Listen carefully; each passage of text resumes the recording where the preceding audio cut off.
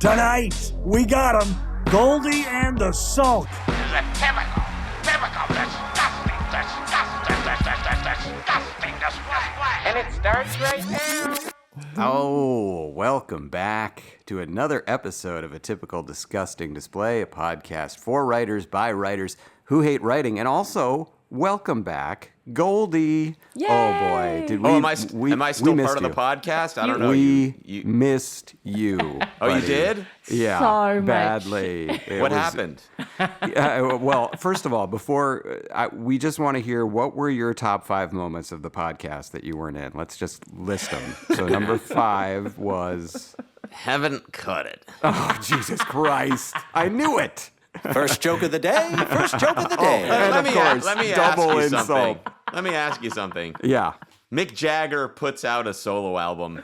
How long does it take Keith Richards to listen to it? Like, he doesn't run to the store. By the buy way, it. I'm just honored that you would consider me Mick, or me and JC Mick combined to your Keith. Yes, thank you. Yeah, that's very nice of you. That's nice. The way I looked at it was Ringo and that oafish redhead from the Get Back documentary I did just- a podcast. I don't understand what happened. We all agreed we're going on vacation. No, wait. I thought you wanted a vacation. I thought JC wanted a vacation. I thought we all agreed we've We worked did. really hard. Let's take a vacation. Then around Wednesday, Thursday, there's this rumbling of like, I want to do this, I want to do that. And it's like, why? We're on vacation. We're and then on you vacation. Say, can I do it? I say, absolutely. Yeah. Go do it. But now the tables have turned to where it's like, well, you didn't listen to it. It's like, I didn't want to do it. I told you not to do it. It's a You did it. vacation from It was a podlet. It was just a podlet. How did it go? Tell me everything. Oh, boy. Well, first of all, I was half drunk. I'd come home Half? from dinner when we did it. Half, yes. Only half. My upper half. My head and my torso was drunk. And also, I should have said, it's not like Ringo and the oafish redhead. It would be like Ringo and Yoko doing a podcast. Easy. I'm just saying that's a better analogy, given what I look like and what you look like. I look a little like Ringo. You look more like Yoko than That's anyone true. else on this podcast. Yes. There's the magic the fans love. Thank you, Goldie. Well, by the way, this was a good one for you to skip, and you know why? Because we did that thing that I wanted to do that you didn't want to do, which was going through the soundboard and listening to the cues. So you didn't have to do that. That's And the good how'd news. it go? It was very fun. It was but the bad news is we skipped a few, so we're gonna have to go back for soundboard part 2. So let me know when you're available for that. Okay. Any feedback on it? Heard Oh, from yeah. anybody? Yeah, the emails are pouring in saying, mean- "Bring Goldie back.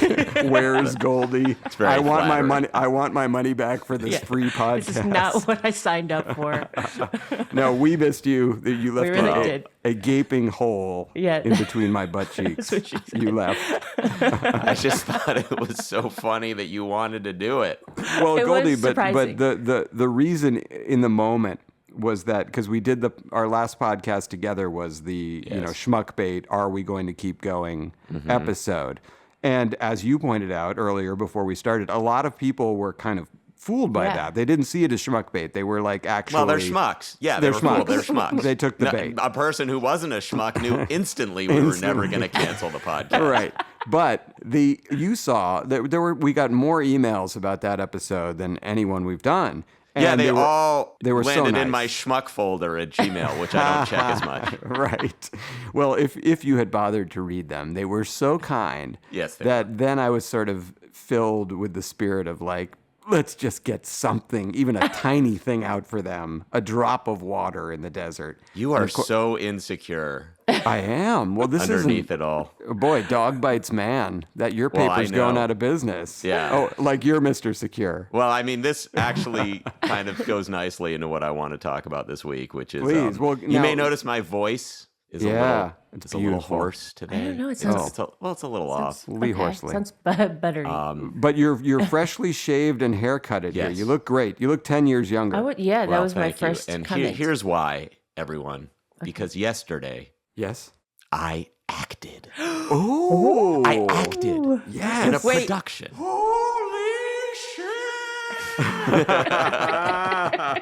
All right. See, look at that. That's what that soundboard episode did. Yes. We got out all the stuff.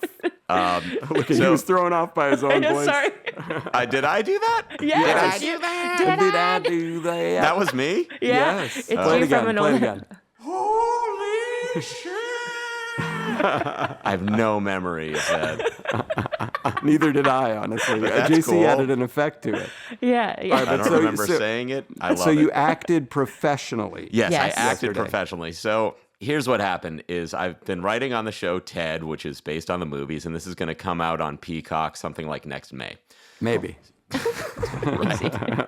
So when you do the table reads of the scripts, a lot of times they haven't cast some of the guest parts prior to the table, so a writer will step in and read one of the parts. Now, And you did several during the table I did several reads, of and them, you were great. And of course, the dance with them is to say like, "Hey, I'm a writer. I'm just reading it." Well, inside going, "I'm gonna try to get this part. Yes, of course. I want it so bad. I want to be an actor more than anything. I hate writing. I just want to act, but I can't let anyone know that I'm harboring these secret thoughts. So I'll just be super low key about it, and then at the table try to blow them away, and then afterwards, when they say, "Oh, we should think about having you do it," just going like, "Oh yeah, I don't know. I mean, if you think so, I mean, that would be cool." So I do this dance, and really, like I do the best I can to try to give this performance at the table, and then people started talking about, you It was great. hilarious, by the way. I you. heard you do it. You I were playing appreciate playing a teacher, and you were awesome. It was Yeah, very thank funny. you. It's and of course it's a character that has a giant angry meltdown. So Perfect. on brand. Typecast. So, but then there started to be rumblings of, well, let's have you do it, and I had to go just for writers out there who harbor any aspirations of being a performer, and I've learned this a lot of them through difficult experience. When someone says we should think about using you, or if you think you should be considered, Yes. the last thing you should do is put yourself up for it or tell anybody you want to do it. Right. Because that only lets them know, A, they have a bullet that they can use to manipulate you. Right. B, you're actually not fully invested in the job you're being paid to do. Right. Oh, And right. C, you're an egomaniac. Right. Desperate So egomaniac. it's bad for your career. It's a bad look personally. So when I start hearing the rumblings of, "Oh, you should do this," 10 years ago, I would have said, I need to go to Seth and make a plea for myself and make my Right. case. Now I'm older. I'm bald, but I got Wiser. a few moves. And so I Wiser. say, a few people say that, and I say to me, I make a little joke. I go, "Yeah, I mean, if you think you can get me, you should try." it's good. That's good. Don't That's say a good anything one. else. That's So- good. Walk away. So anyway, I think, and then I hear like you're being considered for this part, and I put all that talk out of my head because I know it will drive me crazy because I so desperately want it. Don't Yeah. want to admit it. Yeah. Yep. But it's all I care about in my life. Of course. Yeah, I get it. So then, like, as this is going on concurrently, like, we're supposed to come back to Family Guy. This part is in episode 6. I know that Ted starts shooting August 1st, but I say there's August 1st to 6th is this blank week in my schedule. And for the first time in forever since COVID, whatever, I can take a vacation. Yes. So I miraculously find a house by the beach in Del Mar Yeah. that is not taken. Like, and someone must have canceled, and I looked it up on Airbnb that exact moment. So I take the house, and I'm about to go on this vacation. Yeah. Then I get a call, Oh. maybe July 27th, like, "Good news, you've been cast." And I figure, great. In 2 months, I'll get to go to the Family Guy room and go, "Fuck you guys. Seth wants me to do an acting part. I can't come in for a week." Right. But instead, what happens is they say, "And good news, we're shooting episode 6 first, and we're shooting your scenes the first 3 days." And it's like, God. why the course. fuck would that happen that it would coincide with the exact dates Murphy's Law. that I've booked a vacation? Oh, So a lot I of go shows in, like to start with episode And 6. It's kind of an old I don't know Hollywood about thing. JC. Have you done any acting? I know you've done a lot of modeling. Yeah, she was in We Built This City music video. Right. Has she done acting? No, I shot a Crystal Light commercial, but was edited out. Okay. But You didn't believe in yourself enough? I Kind of. believe in Crystal Swear. Light because I believe in me. So Yes. when you act a lot, I imagine you have procedures in place, mental procedures to deal with these anxieties. But Yeah. you know, Alec and I do it so sporadically that Yeah. When I get the part, the first thing that comes into my head is I'll never be able to memorize this. I'm going to get up there. Yeah. I'm going to fumble. Everyone's going to be standing around and looking at me, and I will lose the words and be totally humiliated and fuck up the production. Yeah, and I so can only this imagine. process starts immediately, and I just start trying to learn the it makes me lines nervous thinking in about spite it. of these feelings. And then I know from experience on TED 2 what will happen is that as I get closer to the shooting, my stomach will become weird and I'll have a burp caught in my throat no matter what I do. And that my pulse will be like 150. I'll be unable to calm down. And in the sports movie of my life, the close-up shot of the doctor in TED 2, that was my big line, where my eyes started uncontrollably twitching, is the missed shot at the beginning of the basketball movie. It is like, in my head, is like, you had this opportunity, and you blew it. So we both make fun of actors and acting a lot on this All podcast the time. and say it's so easy, as well whatever. we should, yeah. But when you get there and you're going, okay, these cameras are here, can't look at them. These people are all around, can't acknowledge them. I have to definitely step on these spots at these times. I have to have control of the words. I have to do things in relatively the same way so they match up consistently. And I have to do this scene as many times and as many different ways on command as the director wants me to do. You suddenly go, oh, wait. Like, I was just the guy watching on TV saying, like, this looks easy. And now I'm the person doing it going, like, I don't know how to do this. So I've developed some tools, thanks to several years of psychotherapy, to manage my anxieties around these areas. And it's like the relaxation response. I'm able to control my breathing. I'm able to stop the cycling of my thoughts and acknowledge them and just say they're just thoughts. These are just feelings. They're not real. And so I'm bringing these tools to it. I'm getting some momentum. Yeah, the train is going. I got the line. I spent a lot of time learning the lines. Right. And then I get to rehearsal and I just fucking don't know the lines at all. I'm like, God fucking damn it. So then I'm back in my trailer going like, you know, I don't want to disappoint Seth. And in the back of our heads, anytime you get any part, you're just going, I do this. It leads to a million other things. Which is sitcom. It's the flip side of these anxieties, right? Because it's just more anxiety. It's positive anxiety. Like, because you're building up this thing that you could have that you are saying, I'm going to blow and not going to get. So, and then another thing that no one tells you about acting is like, imagine I told you, you're going to wear shoes the entire day that are not yours. What would you say? You'd go, I don't want to wear someone else's fucking shoes. That's super uncomfortable and weird. I'll feel weird. So you're wearing these clothes. They're not your clothes. It's fucking weird. That's ridiculous. Yeah, I never thought of that, but you're so right. You're like, these are not my socks. I would never pick these socks out. They're too tight and weird. Yeah, you're aware every second that you're not in your own clothes. Of everything. Right, like you're not you. So I go to the stage, and then I'm just doing it, and I feel like it's going pretty well, and I'm in the scene and I really am like letting myself go and lose it in these scenes. And as I'm doing it, I'm seeing myself on the monitor, and I'm like, I'm getting it. Like I'm going, oh, I can do this. I see what I can do better. And Penny Johnson, who played Larry's assistant, Larry Sanders, so she's been in a million other things, but Orville. She gave me a huge compliment in between takes. She said, "You remind me a lot of Jeffrey," meaning Tambor. She said, "Oh wow!" And I was in my head, I'm like, "Oh, because I'm fucking bald." Right. And she said, "Because the way you go for it in such a genuine way."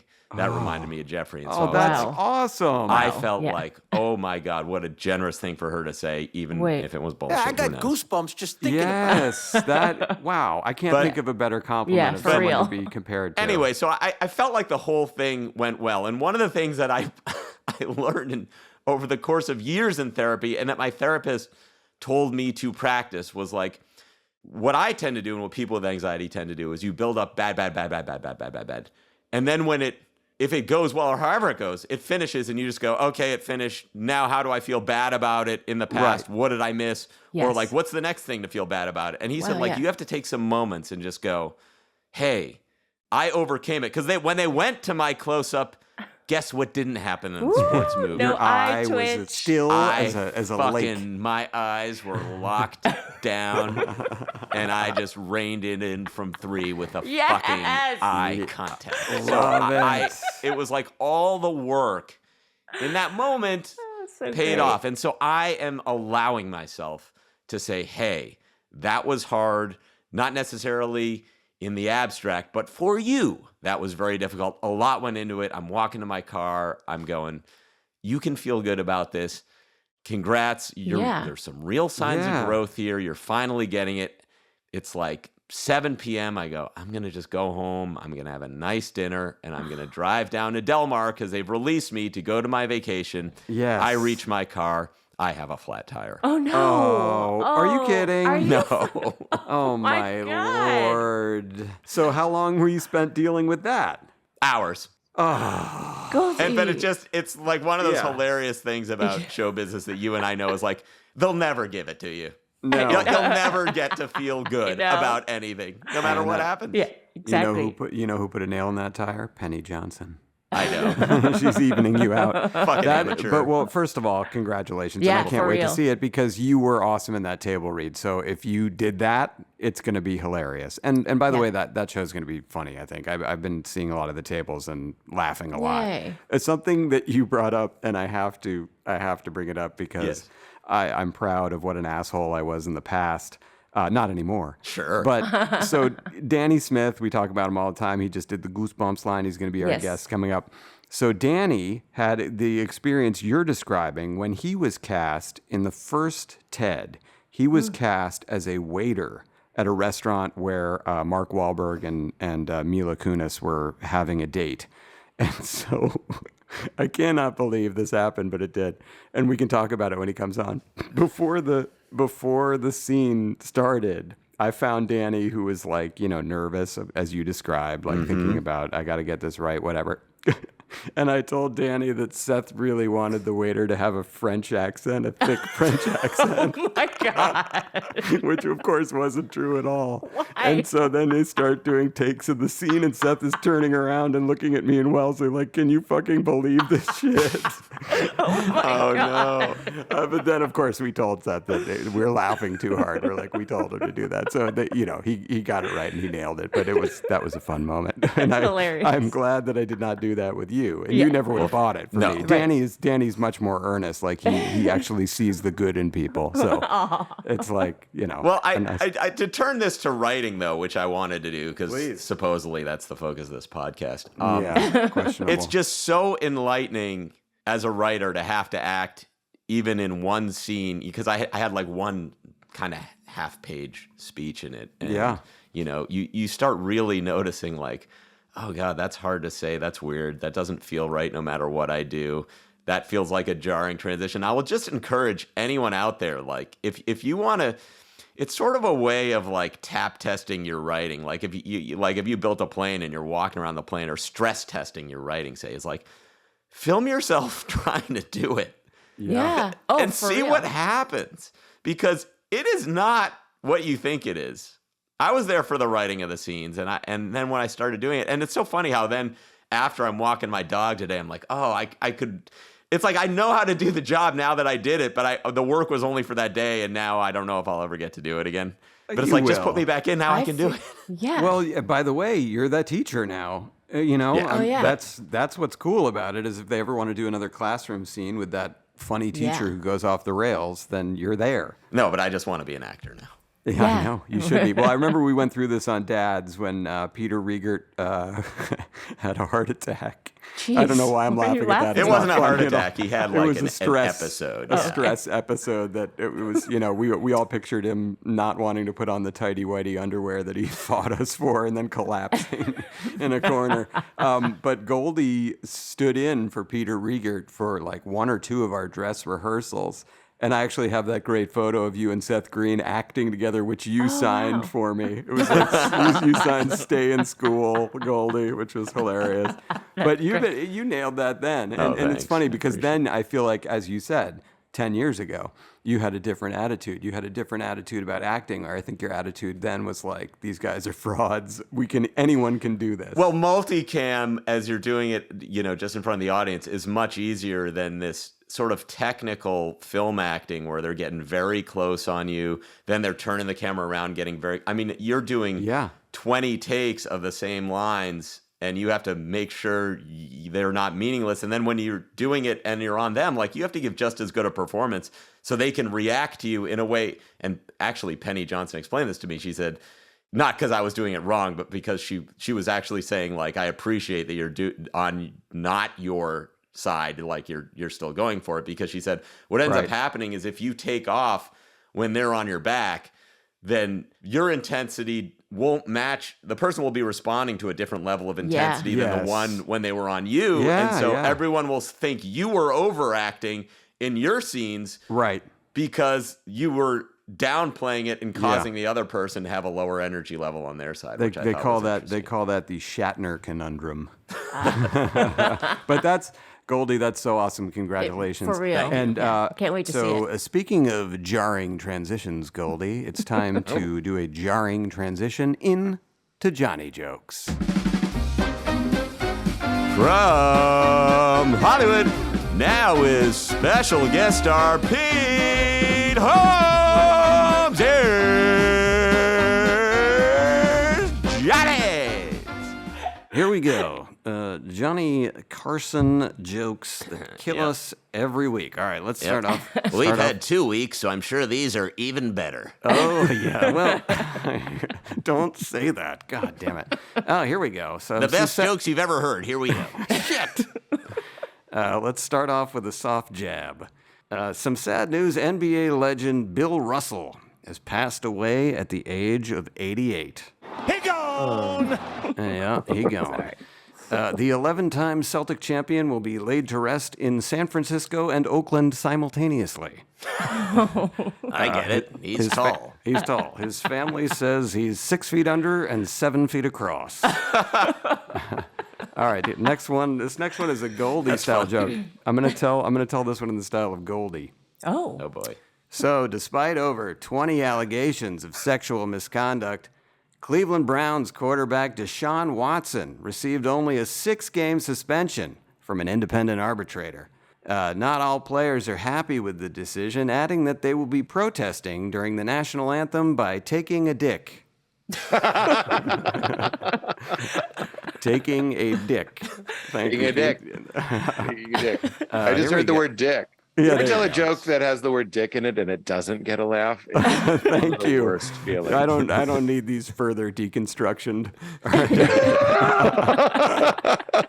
Here we go. Here we get into some old-fashioned comedy here. A judge has dismissed a lawsuit accusing Bob Dylan of sexually abusing a minor in the 1960s. Yeah.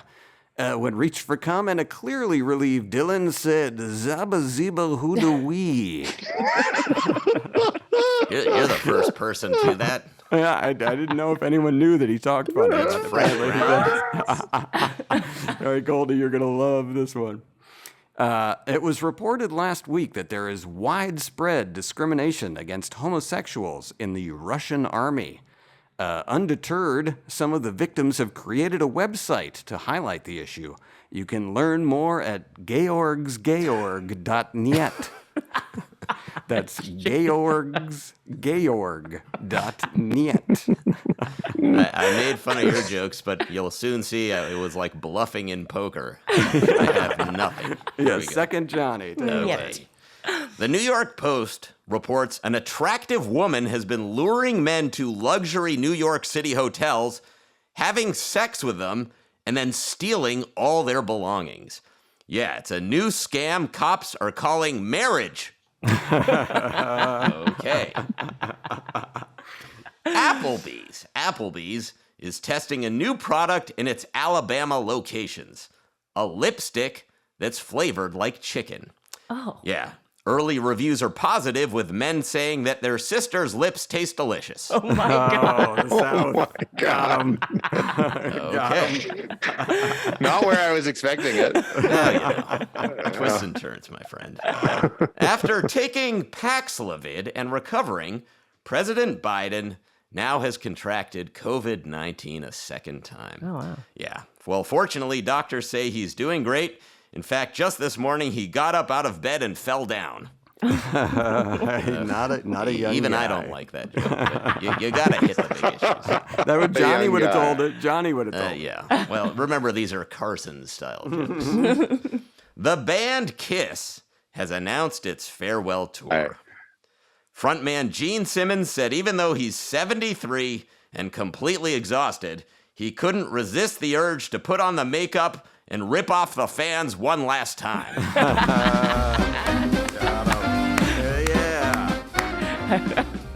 Oh, boy. Somehow having a witness to these makes them infinitely more humiliating. Oh, no. Yeah, no, I agree. When it's because just us. You heard it. So it's infinitely more humiliating to bomb when there's someone else here.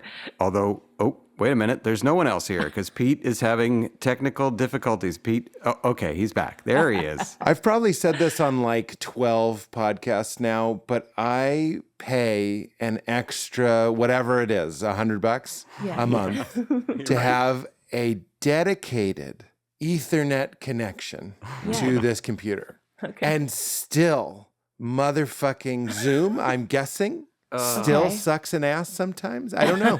Yeah. I have a theory about this. It's that hair takes a lot of bandwidth. So you have a beautiful head of hair. So you have trouble streaming your head and face. Yes. It was me, crystal clear. Crystal and Crystal Light. Well, first of all, Pete, you jumped in so graciously. You didn't even get a fucking proper intro. Oh, Yeah. I didn't expect one. Let me do the big drum roll here. Okay. Okay. Thank you.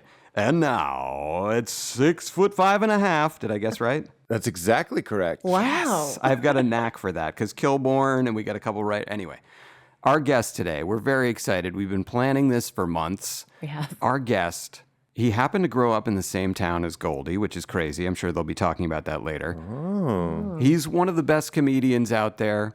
His show, Crashing, on HBO, that went for 3 seasons, was criminally underrated, and I think the best ever document of what stand-up is actually like. You know how sometimes you watch shows about stand-up and you're like, that's not what it's like? Well, when I watched Crashing, I was like, that is what it's like. He always makes me laugh. He's very generous for being here. He has a way bigger podcast than ours called You Made It Weird. Let's welcome Mr. Pete Holmes. Pete, Yay. welcome. Thank you. You know, I'll tell you to open. Thank you for having me. Of course. I'll tell you the my favorite Johnny Carson joke of all time. Please I do. think about it all the time. Is he goes, you know, you guys have a sign that lights up that says applause. I have one facing me that says feigned humility, and that is it's one of the greatest showbiz jokes, especially if you are a comedian. You know how important it is. I'm not saying to feign humility, but yeah, you know what? I'm going to own it. Sometimes you do feign humility, or you feign pleasure. You feign that you're having a good time, even when you're not, because it's your job. In fact, there was a set that I've been regretting lately, and I'm like, the mistake, not regretting. Everyone there, I'm sure, loved it. It was like a me issue, but I got off stage and I was like, I didn't have enough fun and I didn't smile enough. So I could use the sign that says like, feigned humility would be also for me. Smile. Don't forget to be grateful that they're even there listening to you. Listen to you. Listen to your like goodness and No, it's appreciation of not. life. Here, it's like the problem was I was at Montreal doing like 3-4 shows a day, and that's not really a natural state. I feel super like I'm coming down from it like an astronaut. You know how the astronauts, they go in a bunker for a few weeks after they come back from space. And that's sort of how I feel right now. It's not a natural place to be in that many knife fights. You know what I mean? Like, a knife fight should be every once in a while. You're in an abandoned subway with your gang. Is that what you could call a stand-up set? Is a knife fight, basically? It's a very friendly knife fight with toy knives, but and laughter. But that Well, can it's really get real. interesting that we both did stand up for a while. And do you go by how you felt when you did the set? Like you're always waiting for your internal state to match up to some platonic ideal in your head of like how I should be feeling right now when I'm being funny. And there's this disconnect, this duality that you don't feel. And then you judge the set by that. But then you also say like, no one could see that. So what difference does it make? I'm instantly in love with you. What you just said is exactly Awesome.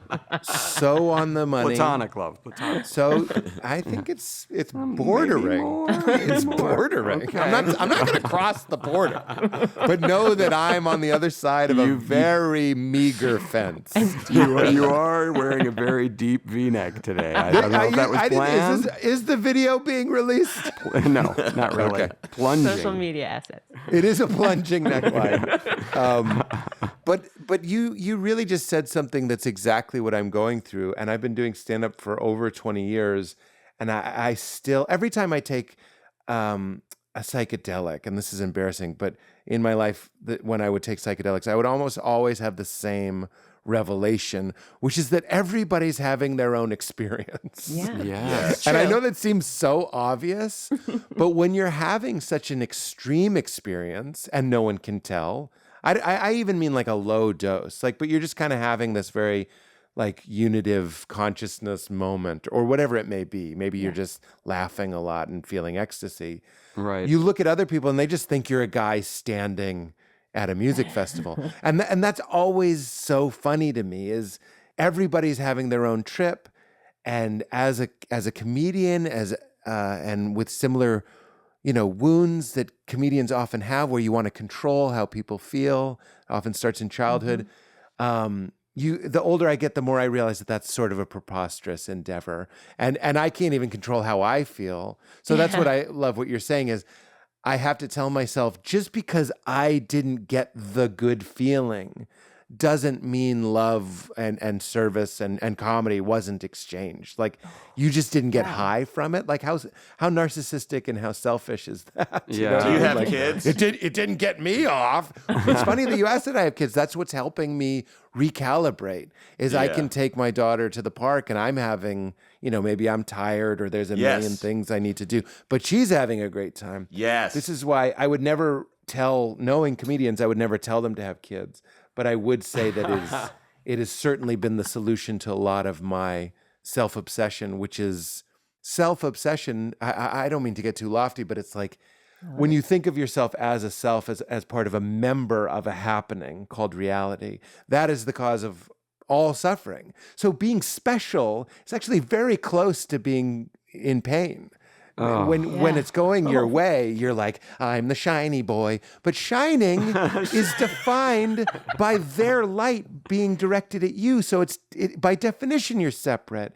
Yes. But it's getting mixed into the soup is where we all know this. That's the most profound thing anyone's said Yeah. on this podcast. That was This is why we all amazing. love summer camp, why we all love really profound. living in the dorms in college, all of this forced community. And now all we do is we go around like a bunch of Daniel Plainviews, amassing wealth and isolating ourselves, even though we have pieces of art like There Will Be Blood that tell us over and over that that's, as David Lee Roth said, it's a tomb with a view. Your mansion is a tomb with a view. Wow. Right? God, I love did Crazy from the Heat, by the way. I just want to plug that book. If you can read, not the album, I thought you were just saying you love No, Van the Halen. book. David Lee Roth wrote this incredible book that's like insanely good and so much better than you would think it would be. I believe was that. the first concert I ever went to at the Worcester Centrum was That's David Lee Roth's fucking Crazy from the Heat awesome. tour. Wow. Oh, Amazing. I thought you were going to say Van Halen. No, David Lee Roth solo, Crazy from the Heat. He came over the Amazing. audience on a giant surfboard, and everybody went nuts. Oh, Kind my of fun. Remember when cool was cool? That was Yes. I talked Val about this all the time. I had another friend that we used to laugh about this all the time. In the 90s, cool was cool. Like riding on a surfboard in a crowd is was cool. cool. And now if you're looking like you're trying to be cool, obviously I'm not breaking any new ground here. That's not cool. But in the 90s, Richard Gere leaning on a Corvette in a trench coat with his sunglasses on the tip of his nose going like, you ready to go? Like that was cool. But if someone did that now, you would be like, what, were you just sitting here waiting for me to come out? Like, how long have you been here? Like, what is with that trench coat? How clean is that trench coat? But there was a time when just being cool was cool. And now not being cool is cool. way cooler. Like Timothy Chalamet is not trying to be cool. Like all of those guys are just like, oh, was I sexy in Dune? Whoops. You know what I mean? Right. But Richard Gere was just like looking in the mirror going like, you're sexy. You're sexy. You're cool. He was going for cool. it. You look cool. You're You cool. look cool in sunglasses. Put them on. You look cool. Ray-Bans. Classic Ray-Bans. Yeah. Oh, God, those are still cool. IMO, as they say on tech. Those are still cool. IMO. So now, Pete, I mentioned this earlier. You grew up in Lexington, Massachusetts. Yes, I did. Birthplace of the American Revolution. Exactly. You're Shot heard around the welcome. world.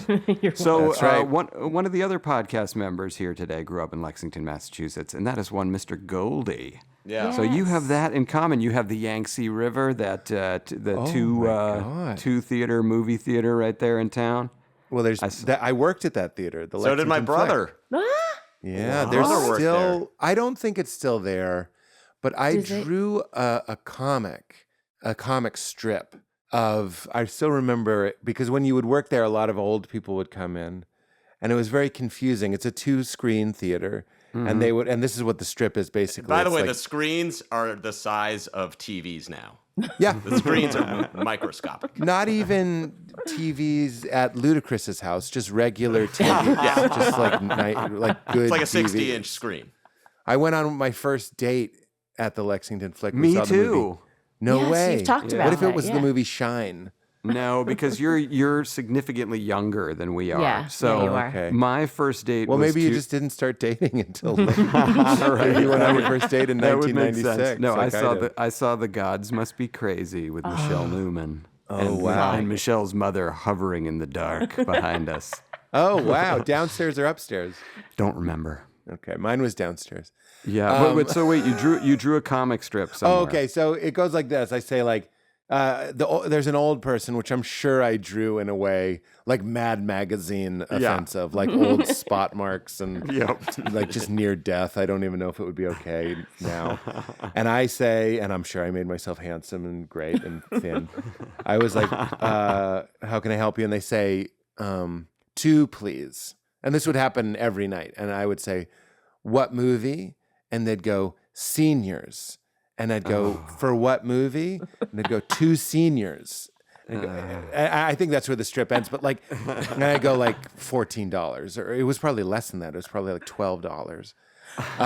But that would happen all the time. And you could figure out which movie they were going to. It was, of course. It was of the old course. person movie. Yeah, one theater's Highlander 2 and the other one is Remains of the Day. It's like, I know where you're going. Yeah. You're not here to see the opposite of sex. But that comic strip, I went back and visited.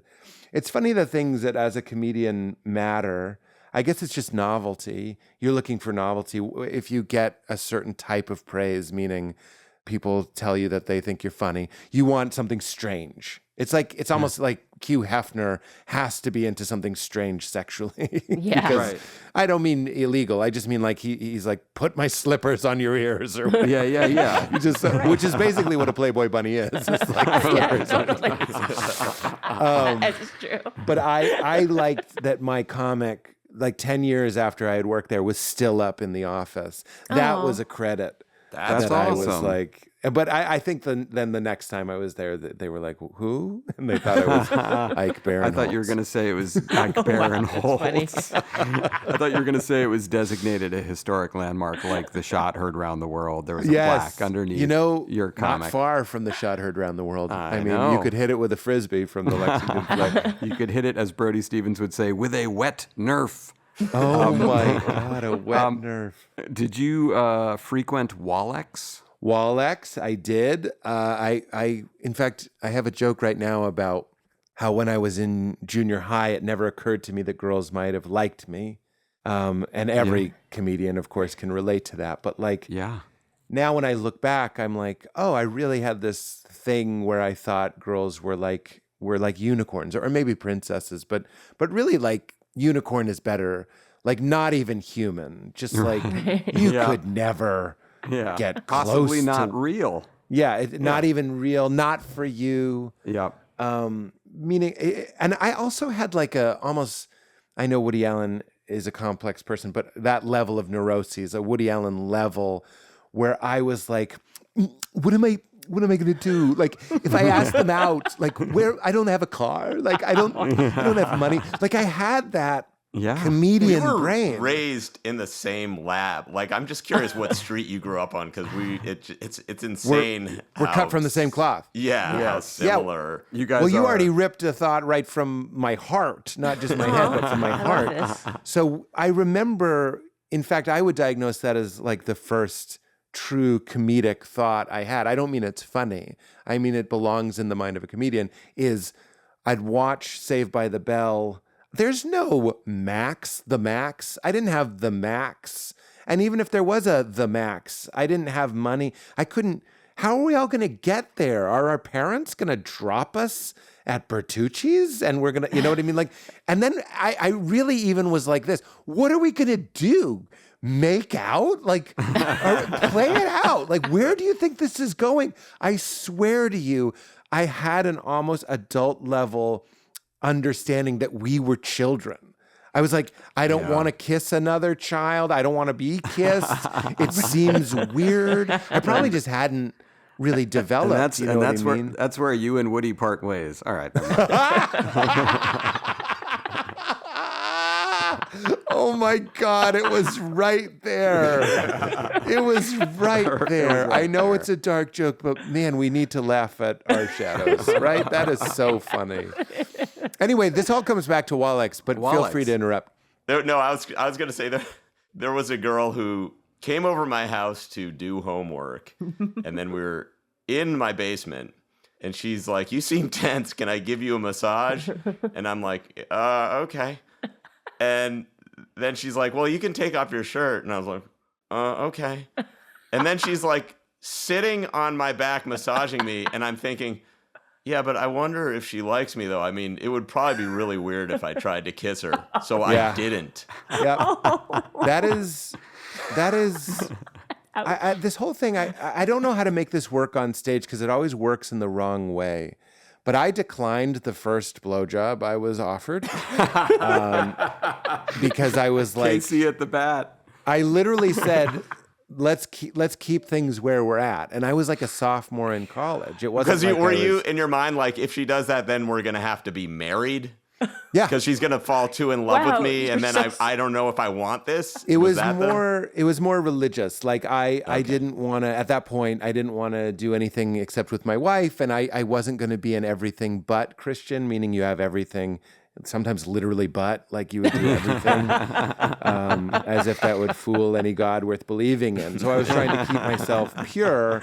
But then like the first time after my divorce, and this made it on Crashing, and it ended up being incredibly timely, but it wasn't, as you guys know, you work in TV, you can't address current events in a show you shot 6 months ago. Yeah. Right. But it just so happened that Crashing aired the second season. I'm about to have sex for the first time since my divorce. And in real life, the first time I had sex after my divorce, like you, I was so inexperienced that we were literally, I think we were in our underwear and basically, I don't mean to be crass, but like grinding. Yeah. And everything was, you know, and this person was a little bit older than me, and I felt like she was more experienced than me. Everybody was. I'd only been with one person. And I was like, I still said, "Do you want to have sex?" And she laughed and said, "All signs point to yes." I'll never forget it. That's a great line. We put, I know, she was funny. And she said, "All signs point to yes." And then I think we probably attempted to have sex. It took me so long to actually get there.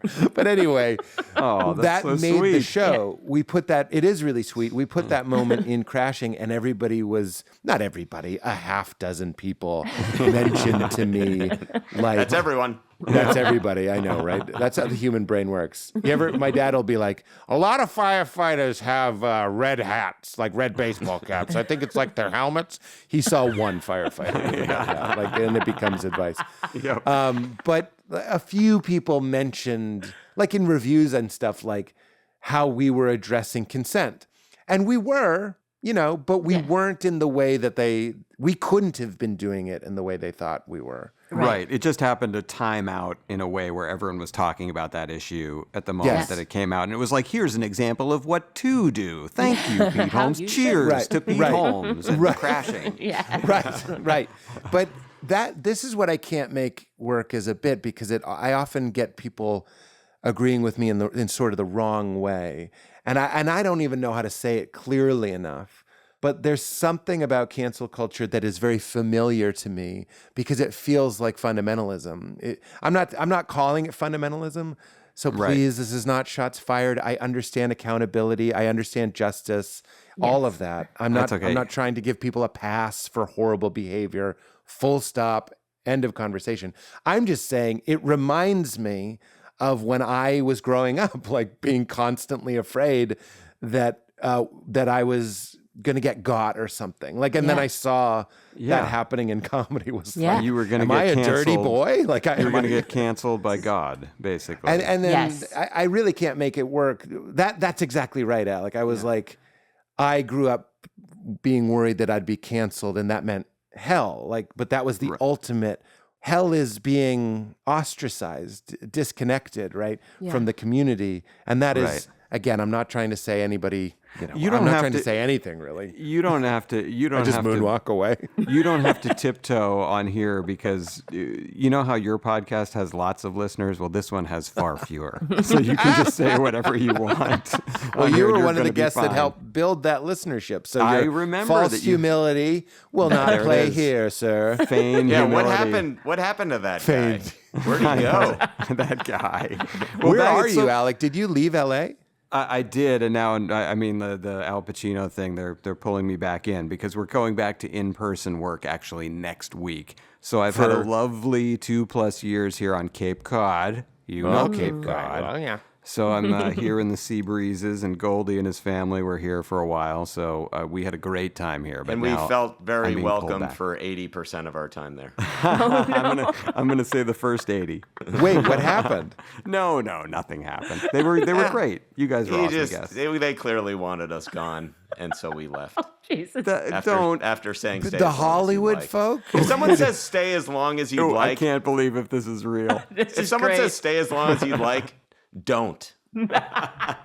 By the way, if somebody invites you to live with them with their whole family, don't go. Oh, Wait. Oh, have you I mean been back? Goldie? No. Alec Will I made ever you be feel. back? No.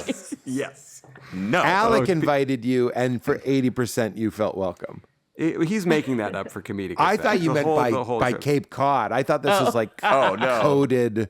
They don't like show business people or something. Well, no, no, Cape no, Cod. no, every no. time I go back to Massachusetts, I feel less and less a part of it, and I almost. We are like strange brothers. This is weird. I kind of hate it now. Like I went from loving it to now I just kind of don't like it. My mom is still there, so I go back. If she moved out here, I don't know how much I'd ever be back. We relate. I had to reclaim Boston because let me put it this way. When I talk about Boston, I'm not talking about Boston. I'm talking about a collection of projections from my youth that I impose on Boston. Sure. And actually fear are still hiding behind the Sitco sign, and they swarm on me when I get back. And so I've never been to Boston, I'm also incapable of going to Boston. I know people that go to Boston and they go to the restaurants and they see Fenway and all that stuff. I don't see Fenway. I see strange, vaguely traumatic trips Right. to Fenway, and you know what I mean. And that's not even my dad was my parents, but I would go with my dad. My dad was not like hitting me or anything like that. I just mean like I was scared. I was just like a frightened child. There, it was the fucking 80s at Fenway Park with and people are drunk, and I'm a very sensitive person is something that I figured out. It's all Logan Airport. Boston is all the airport. Everyone's attitudes. Everyone's I acting actually like they're lived in a at giant... Terminal 7C. Yeah. They're Oh, in a you were giant one of the airport. 7C kids. Yeah. that's it was a pretty nice fancy. terminal. Pretty We had an fancy elbow over at pan. 7. Yeah, exactly. But To the good bread. I've never been there. But then when I would start doing shows there, I used to do an annual show. I actually have a real fondness for this time. I'd do a Thanksgiving show at the Paradise. And that's when I think I maybe did it 4 or 5 times. And when I would do it and I would shit on Boston in front of like 200, 300 people, and they would love it. They were with me. And I was like, oh my God, there's a whole generation of these, I'm calling us this, I'm not saying it as an insult, soft, sensitive kids who never feel comfortable driving on Sturrow Drive, who don't care about sports. We're the MIT kids. I'm not saying I couldn't go to MIT, but I just mean we're the weirdos that belong at the Quaker schools in Cambridge, which I went to, not at Triple O's or, the L Street Tavern or whatever. Well, So but I thought you went to LHS though. You didn't go to Lexington. I did, yeah, and that was a big deal for me because that was the beginning. Sorry, I feel like I'm talking too much, but like the first decision I made, the first thought I had that I was a comedian was, what are we going to date? That was my comedy thought. The first decision I made that really, and I sound like an old man, but it set the standard and it set the precedent and the trajectory to do what was necessary to be a comedian, like the work and the places you have to go, was going to Lexington High School.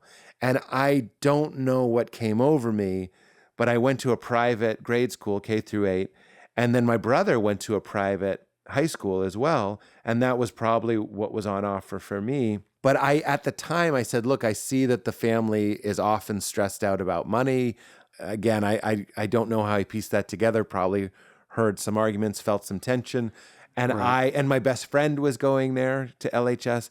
So I, like a little politician or like a little showman, was like, Dad, I'm going to go to Lexington High School with Ern, my best friend, and I'm going to put less strain on the house. Like, who is this? What am I, little JFK? I was like, I understand that things are tight in the household, and it's time for me to put the burden on my city. Lexington can educate me. It's a fine program, and you, my father, have worked hard enough. I swear I talked like that. Like I was a little worried. Look, I will go to one of the best school systems in the country if it will help I'll this take that family. hit. I'll take that Exactly. hit. By the way, on this podcast, you've now discovered that Bob Dylan and JFK have interesting voices. So we're breaking that info here. I have a joke, by the way, that would have made a great Family Guy cutaway because it doesn't work in my act. Let's but I hear go, it. this is my impression of Bob Dylan before he had ever performed. Yeah. And he's just in his apartment in Greenwich Village and he's getting ready to go to his first show. Okay, he's like, I got my guitar. Okay, check. I got my music. Got my lyrics. These are great lyrics. But before I head out, I'm just going to give it a go. Fuck! It never works. I think it's so funny that the first time he tries, he goes, fuck! It kills me. Like, that's by the way, we're stealing that. We're stealing that for free. If that was on Family Guy, you will see I would, that on Family Guy. That's I a would perfect pay Family you Guy joke. to save that joke on Family Guy. That is very funny. I always do this to you, Alec, but like my current favorite Family Guy and has been for years, it's not Every Pizza Place, which I think it was last time we spoke. That's right. hello? That's right. Yeah, every pizza place. Yeah. You put it on top of the pizza so it's nice and hot. And you know it's a great feeling in life when you go on YouTube and you realize you're not the only one obsessed with just that joke. And it has like 28 million views. And you're like, That's right. I'm not the only one typing in Family Guy every pizza place. It's like, nope, 28 million people wanted to just see that 40 seconds. Right. But my favorite is, I think Brian says like, I can only understand part of what you're saying, like how you only understand the last 3 words Sting ever sings. And he's going, dido da bo di da bo da da da wo da da the fields of gold. And like it's exactly right. And it doesn't, it's almost a false premise, but it's also not. And then he calls it back and he goes, do bo da bo di bo da bo di da ba ba di di bo do sa bo do bo brand new day. And I was like, I've never wanted to steal a joke more. That joke is 100% John Viner, who was not asked to be a part of this podcast, but he did the Sting voice. Doesn't feel necessary to say that. We like to highlight that whenever we bring up his ongoing name. But he does a great Sting. He used to do this very childish thing in his act when he first started, because he knew his Sting impersonation was funny, but he was like a very young comedian. So it's like, how can I use this? And it was like Sting as a rabbi at a bar mitzvah. And he goes, giant checks are what you get when you are a Jew. Oh my! How did that not make the show? That is so, you know how, I'm assuming you do, how it's right on the line. Like there's the line and Family Guy will take a box cutter and just run down the line. Yes. And often go over it, let's be honest. But that's, talk about novelty. When I'm watching Family Guy, it's almost because I think I love it. And I'm also, let's be honest, you're watching it to be shocked. You're like, I'm just so tired of not being playing shocked. Ball. I'm tired of pitches over the plate. I want to see the batter get hit. It's like being honest about NASCAR. I'd like to see a crash. And then like I pause it. I was watching the recent episodes, and I like pause. I have Val come in, and I'm like, look what they did, and I'm like, can we just admit? I don't know why I'm preaching, but like part of the function of art sometimes is to feel like a slice of ham in your shoe. Like we actually want like a strange, maybe offended, maybe disgusted, maybe disturbed. I feel like they understood that. And I'm not trying to defend every joke that's ever been made. I understand. No. I get offended. There's things that I'll agree, but everybody has different standards.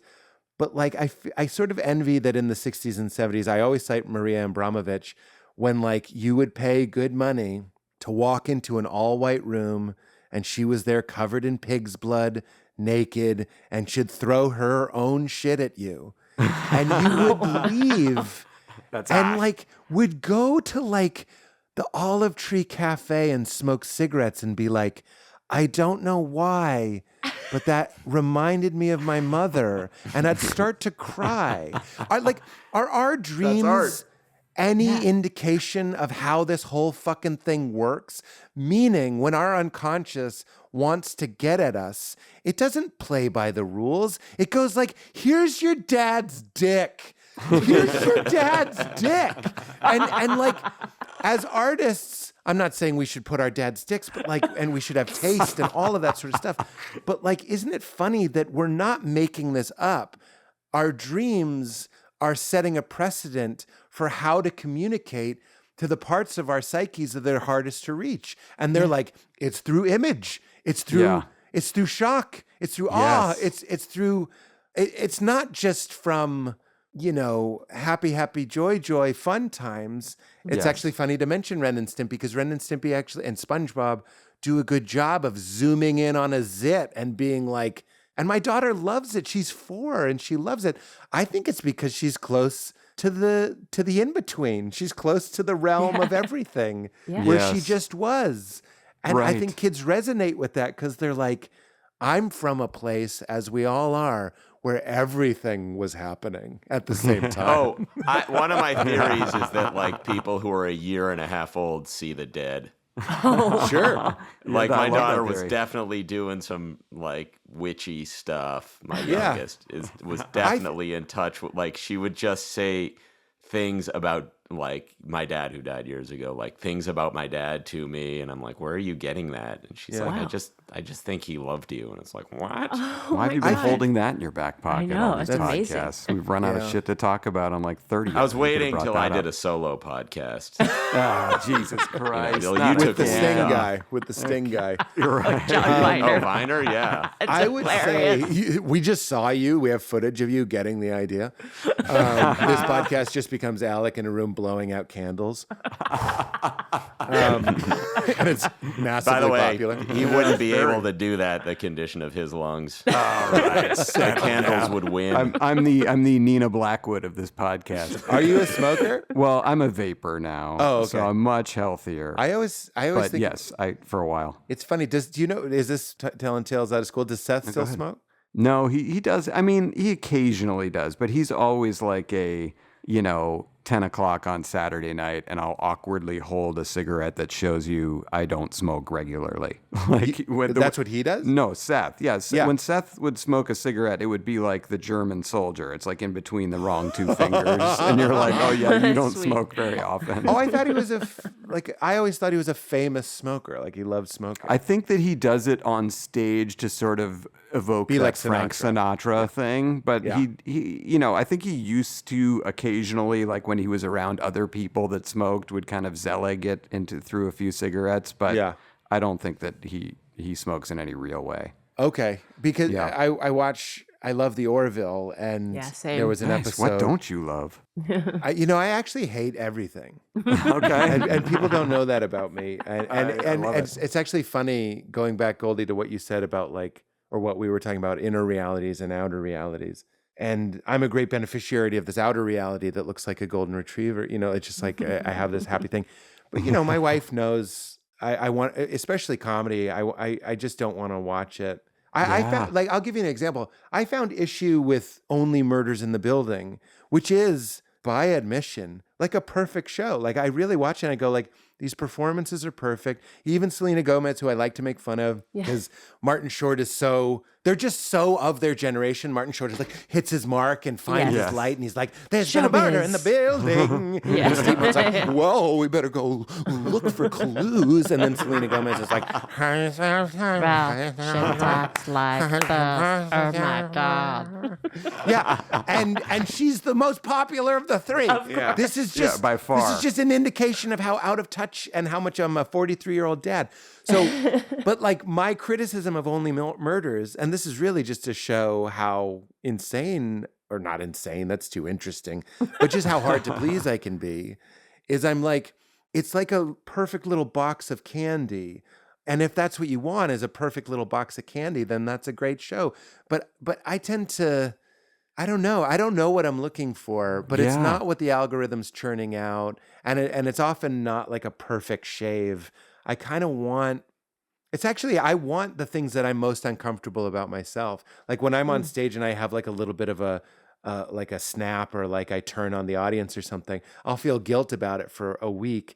But when I watch another comedian do it, It's I'll the give it a best. standing ovation. It's the best. That's I'll why be we like, that love. was true. That was true. That's why. Thank That's you. why we loved Brody, honestly, Yeah. as a comic, because he snapped every show, and it was hilarious. You did snap every show. Every show. The perfect Brody Stevens line was he comes out and he says, "I hate you first." That is brilliant. You know what I say to so audiences? I go, you guys are doing pretty good. You're judging me, I'm judging you. And I love being rough with them, but I don't know what's going on. I had a theory for a while that, this is going to sound absurd, but I started lifting weights. You certainly can't tell, but it upped my testosterone, and that's what it does. And I noticed I was behaving differently on stage. And without getting into it, I found that deeply humbling. As much as we think we have personalities, we're really more like cubes of tofu. There's some things that are really in there, but we're interpreting chemical signals. And that's one of the reasons why I actually need Maria Abramovich covered in pig's blood throwing shit at me. I don't really need people that truly love everything and have never looked at someone's face and thought, I don't know why, but I want to punch you. Like that is of service to me. Like a beautiful, kind-looking person, and you just have a flare-up of what Poe called the imp of the perverse. You have a perverse drive because guess what? You are the last in line of millions of years of pretty fucked up and strange evolution, and we put khakis on it and a polo, but like you can't get away from the fact that sometimes you're just like, you know, I want to drop kick a dog off a cliff. Like, well, you don't do it, but this is so funny that you bring this up because in preparation for today, I rewatched part of your what was it? Dirty Clean, yeah. Dirty Clean, your stand-up special from like 4 or 5 years ago. And you open with that, God, that joke is so great and it is so relatable and it makes me ashamed. And just in the way that you were talking about, like you like to watch something that is kind of like makes you uncomfortable because it's so real. When you did that whole setup about like, well, you know, you get a baby and people are telling you like, well, don't shake the baby, you know, like don't you don't. And you're thinking, what kind of psychopath? What is this idiot thinking? I'm not going to shake this baby. And you go, the secret is you're going to want to shake a baby. Yeah. But what they don't tell you is you're going to want to shake that baby. Yes. And oh my God, I laughed so hard at that. I really appreciate that. And I don't mean to go on too much of a tear here, but of what service am I to humanity, this confusing soup, if you don't perform that joke that you're fully aware here? That's actually, you're laying yourself out there. You're putting yourself out there, but I'm also going to say something weirder. I'm offended by that joke now. Here's why. We have feelings like I understand why people would shake this baby. Let's say that's what you feel as you're on a yoga ball bouncing a newborn. And you go, oh, I see why they said that. Because there's this, like, it's even in the joke, like jostling is okay, but where do you cross the line from a jostle to a shake, you know? Yes. This is why there's signs everywhere in the maternity ward. Remember, don't shake the baby, don't shake the baby, don't shake the baby. So that is like one of the rare public admissions. You have a shadow, you have an animal side, you're a primate. You're going to be frustrated. You're not going to be yourself. Talk about being a block of tofu. You're going to have stress hormones. You're going to have fear hormones. And you are going to be stress and fear and all of these things. And don't act on it. Here's a reminder. And here's another reminder. Yes. But now that I have a 4-year-old, almost a 4-year-old, she's before next month, I have now become the person that would be, not today, but would be potentially offended by that joke. Meaning, I happened to tape that special when my baby was 4 weeks old, or maybe 10, 12 weeks old. And thank God I did, because when my baby was 2 months old, I never would have told that joke. Right. Because I'd be like, for shame, that's not funny. Babies get damaged. You shouldn't make a joke about that. But I was delirious enough and sleep deprived enough and honest enough. And again, not to be too self-important, but I think that's all of our jobs, not just comedians. It's everybody's job as a human being to get honest and find the other people that are comfortable with your level of honesty and explore those feelings in a safe way. It's a shame that so many of us have to go to therapy because you have to pay someone to be like, I wanted to shake my baby. When there's a platinum level of friendship that you can get to, and every comedian knows this. There's nothing I couldn't tell Mike Birbiglia that I felt or thought, because he's just going to say me too. And I think my wife is the same way with her girlfriends, but men struggle a little bit more, and so we hire therapists. Very well said. Well, everything. I mean, listen, that special was great, and that joke is particularly, as I told you, hilarious, made me uncomfortable, but feel just like an explosion of reaction, which I think is what you were kind of talking about. It's like I felt something, which was great. Yeah. And you surrounded it, and just to talk about writing for a minute, because I noticed that you surrounded that joke with some very well-written language about the actual moments of falling asleep. I think you called it like falling over the caramel waterfall or being stirred into an iced tea as sugar. Yeah. And so that's like really nice prose. Like that's a really nice and descriptive way of flowering up your already funny joke. So I guess my question is, as a writer, do you sit down and say like, okay, I have this funny thing, which I'm going to talk about, Shake the Baby, and how you really only care about actually falling asleep. And then do you say to yourself, I really want to write that, like I want to pour some real writing into this, as opposed to just like getting the funny thought out there. It's important to me that it sounds a certain way. Is that something you spend a lot of time on? I think it's a great question. I'm always hesitant to say this because new comedians, I think, meaning what I did as a new comedian and what I recommend for new comedians. So many people just want to jump to Bill Burr and just write from stage. But now that when I filmed that special, I was about 20 years into stand-up, and you would know, like when I was talking to you guys earlier, right? When cool was cool, that's just in me. It's just an idea that I have. And I know it. You know what I mean? I don't write down funny things anymore. I write down things that I'm like, I know how I feel about this. So much so that if you put me in front of, I was just doing Montreal, there was probably 700, 800 people in the room, and I'm open micing it. But it's because if you know how you feel about it, meaning you're passionate about it, you don't have to sit at the computer. We're in my office right now. I don't sit here and write stand-up.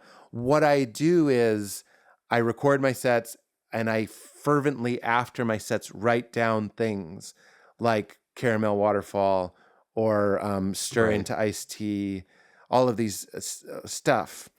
But so from a technical perspective, then, how much of your act is ever written down? Like, you have a set list, presumably, Shaken Baby. Shaken Baby, does that exist in a Word file where it's like, here's a brain dump on Shaken Baby with bullet points? Or is it literally like in your head memorized, like, I say caramel waterfall, I say iced tea, I say Shaken Baby, or are these parts fungible and as you're on stage in the moment going, my brain's hooking up with iced tea, that'll go there, Shaken Baby, based on the reaction? It doesn't really. Okay, so because I'm in at my desk, I just searched my computer for Shake a Baby, which means I'm on a list now. But what came up was 9/29/18 Largo. People focus on the negative with babies. MP3. I don't even know what that is. Falling asleep breastfeeding. I don't even remember having a joke about breastfeeding.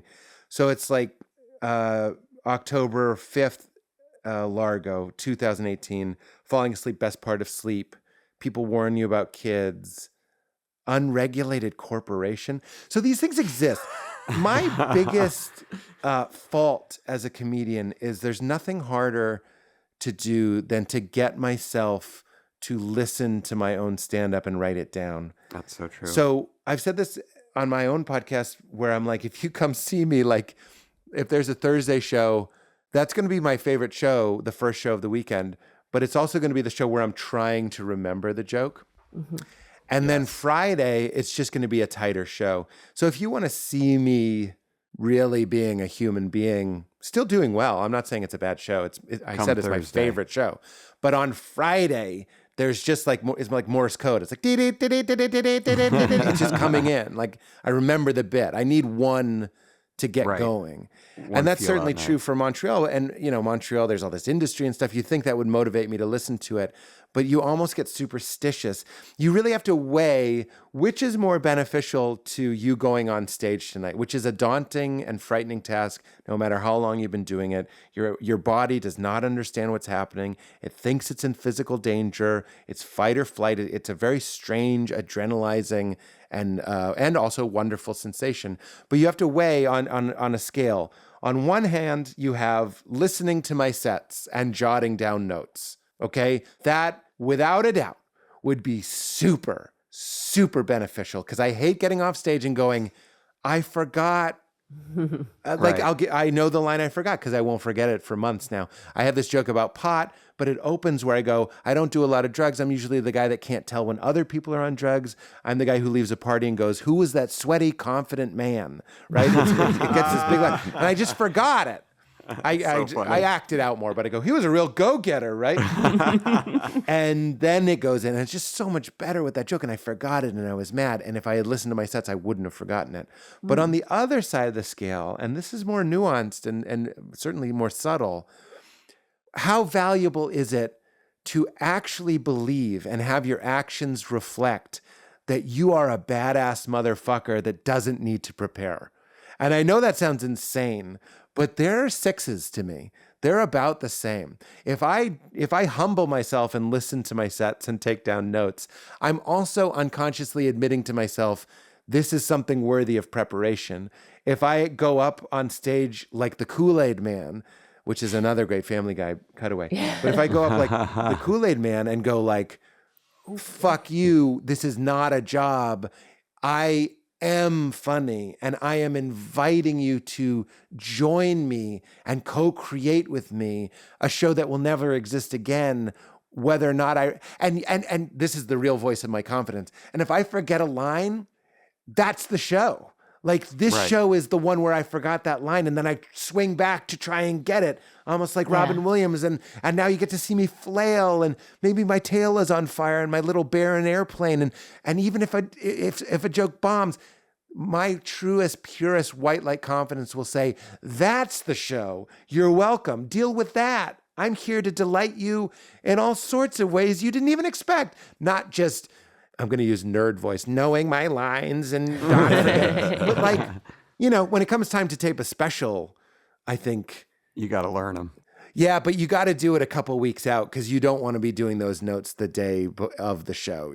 You want to look at a document. But anyway, here's the longest answer ever. When I'm really touring, and when I will tour again, getting ready to tape the special, I will have a Word document with each thing. And in the most important thing, it might not have every word of it, but it'll have in bold the very important things. Don't forget these things, like a spoonful of sugar being stirred into iced tea. That will be in bold, and I'll look at it before I go on stage. Okay. Well, now, so you dropped in there that you are going to be doing another special. Is that going to be for HBO as well? Buddy, I sure hope so. Well, they should, by the way. I think listen, wherever your special lands, it will make a lot of people laugh. But let me talk while we're on that subject. That wasn't a stressful question for me. You're just talking to somebody who has no idea what's going on in the market. Yeah, you did seem very stressed there. So I'm going to move on from that. But only I could have a topless massage. I've talked about this before on this podcast. I think Crashing was such a great show. I think you did a fantastic job acting in that, and writing it, and everything about that show to me was because I'm sure you've had this experience when you watch movies and or TV shows that are about stand-up comedy. They're almost always way off and offensively bad, especially if you've done stand-up before. You're like, why are these guys in a fucking locker room? It's just like whatever is going on. I didn't even like Joker. I was like, what is this lounge? It's all way off. Whereas Crashing, and again, I just rewatched the pilot. So when you first do a set in Crashing, Goldie, it's unbelievable how similar Pete's first set is in Crashing to actual Gladys's. Oh, I've seen it. Yeah, even the setup looks the same. And just the way that you're telling decent jokes to titters. Yeah. It's like and you played very well a comic who is not quite there yet with himself, but clearly has something, inside to say. I want to know, like, did you obviously you felt proud of that show, as you should have. I was disappointed when that show was canceled. I'm sure you were. Did they offer any kind of reasoning? Did they say like, well, it's just not happening and sorry, kid? Or because I really felt that show was on its way to building towards like Emmy buzz kind of stuff. Oh, thanks, man. And you'll appreciate this as a writer by the third season. Now he's frozen on that compliment. Technical difficulties. Please stand by.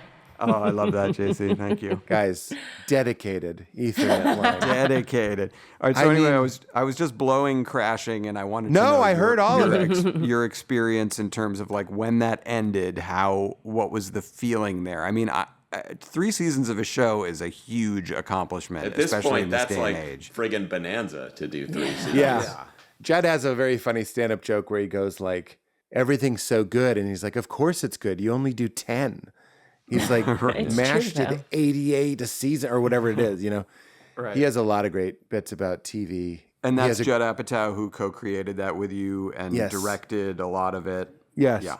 He has a great bit about like, there's so many things I don't know what to watch. I'm subscribed to like 8 streamers. And he's like, if only there was some way to pay one fee for all of the streamers. And you could just sort of flip around and see what's on. And we could connect it with some sort of cable. And I was like, that is so funny. Anyway, I started to say you'll appreciate this as writers is the 3rd season of Crashing, I think was the best was because I was finally starting to learn to trust the writers. Like Judah Miller was the showrunner and they had figured out the show. They were doing great work. And it wasn't by any means something somebody told me something. They were like, Jon Stewart rewrites every episode of The Daily Show. I always thought that meant the show was broken. Like I never told anybody that. I was like, shouldn't the writers be putting out perfect drafts that we can just do? And my friend Oren, who worked at The Daily Show, was like, John never didn't rewrite it. And Judd actually said to me, the writer's job is to give you something that makes you think of something. And I was like, wow. Not always, and not on every show. Sure. There's a lot of word perfect shows, but this show was about my life. So if they said it and it was a little off, I would just twist it a little bit. If it was something I was saying or my mom was saying, of course, I'm going to have to twist it. They don't know how she talks or whatever it may be. Yeah. But they really, all of the writers, Greg Fitzsimmons and Jamie Lee and Yoni Weinberg, our great writer's assistant who wrote on the 3rd season. I'm forgetting some people, obviously, but of course, Beth Stelling, really great. Solomon. Anyway, great writers. I was sitting right here when the show got canceled, and because I wasn't quite, it was a hard show to make, and we had a feeling that the show was gonna. And by hard, I don't mean difficult. There's a difference between difficult. Difficult is like no one gets along and we're always getting notes or whatever. I just mean it was emotionally draining for me. Okay. Yeah. And I would say this if Judd was in the room, it's an interesting situation when I would joke that I didn't have 00 status. I needed to run it by Judd. Sure. Yeah. And that's just how it is. 00 status, for people who don't know, means you can't kill. You're not allowed to execute. You can't say no, and I can't say hard yes. So by the 3rd season, I was a little bit just disheartened by the fact that and in everyone's defense, I never really complained about this. I just accepted it as my fate. And other people have been like, why didn't you just say something? Yeah. But my feeling was it's Judd Apatow. He changed the show in a way that I think he made it successful. I think he made it work. Anytime we came to a crossroads and he voted, his instincts were always more interesting and funnier and more dynamic. But it created a situation where I was beholden to him, as I should be, as I should have been. What would you have? Can I ask? Like, do you remember any specific of somewhere where you and Judd departed? Because it would seem to me if you were in that situation now that I'm almost 50, my instinct would be, okay. If I were 15 years younger, I would go, Judd is a god. Judd has done so much. Who am I to question the great Judd Apatow? So if he says something, I'll fall in line. Now that I'm almost 50, I would go, Judd was looking for ideas. He didn't have one. He came to me. I had a better idea. I generated this thing. I appreciate his help getting it made. But you know what? I'm the guy who knows, and I'm going to leverage him. And I bet, the way your age lines up with that, I bet you were getting to the beginning of that at the end. And I, by the way, have been railroaded in everything I've ever been involved with. I've never stood up for myself to my extreme regret. And it's like now it's like the anger comes pouring out of me. But I'm wondering, like, because I think your show would have been more interesting than Judd Apatow's show, knowing you and knowing him.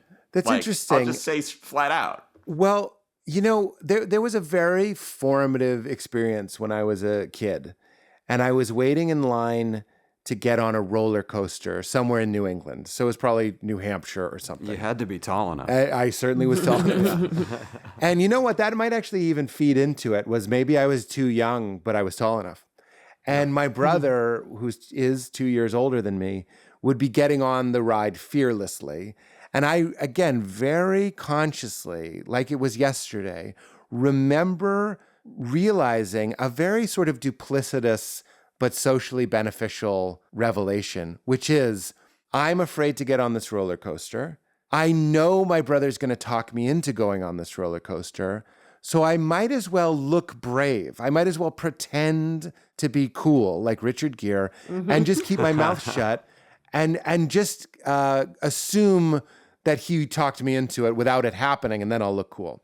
So that was like a strange social coping technique that I learned, which is like, if you're afraid or uncomfortable, avoid the confrontation and just sort of mirror and go along with it. I'll give you two examples, one of which will illustrate why I did defer to Judd and why he earned my trust, not just with what he had made, but with what we were making. But then I'll give you a more fun one that he knows I disagree with him on. And I still am I'm not a big regret person, but I do have a little bit like, I wish I had dug my heels in. And he knows that. But the good one is the one that shows you why I trusted Judd and still trust Judd was I wrote an episode where Pete is going up at the Boston Comedy Club, which was a really rough place. Oh, I know. And all of the comedians said, they said the hard C word. It was normal. Like every other set, someone was saying the hard C word, the hard F word, and I don't mean fuck. Like weird shit. And I don't even mean in a good way or like a cool Lenny Bruce way. A lot of it was just lazy, bad comedy. Yeah. And I'm not saying I was brilliant, but I was clean. So I was sticking out. Yeah. And I was like, okay, so my parents are in town. Let's have them do something that happens on TV, but doesn't often really happen in real life. We're going to have them go to see Pete.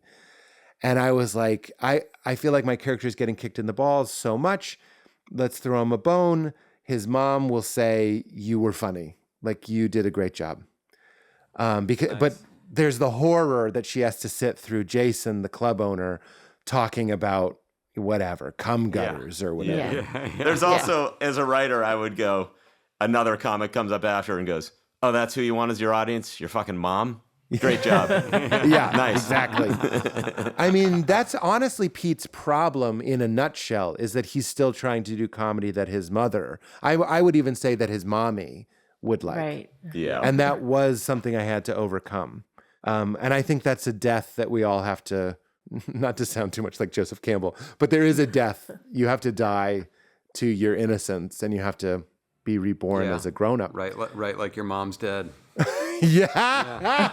Well, we said that on here before. That's like famous advice. Like, right, is like it? I've never heard it. Yeah. Right, like your mom's dead is brilliant.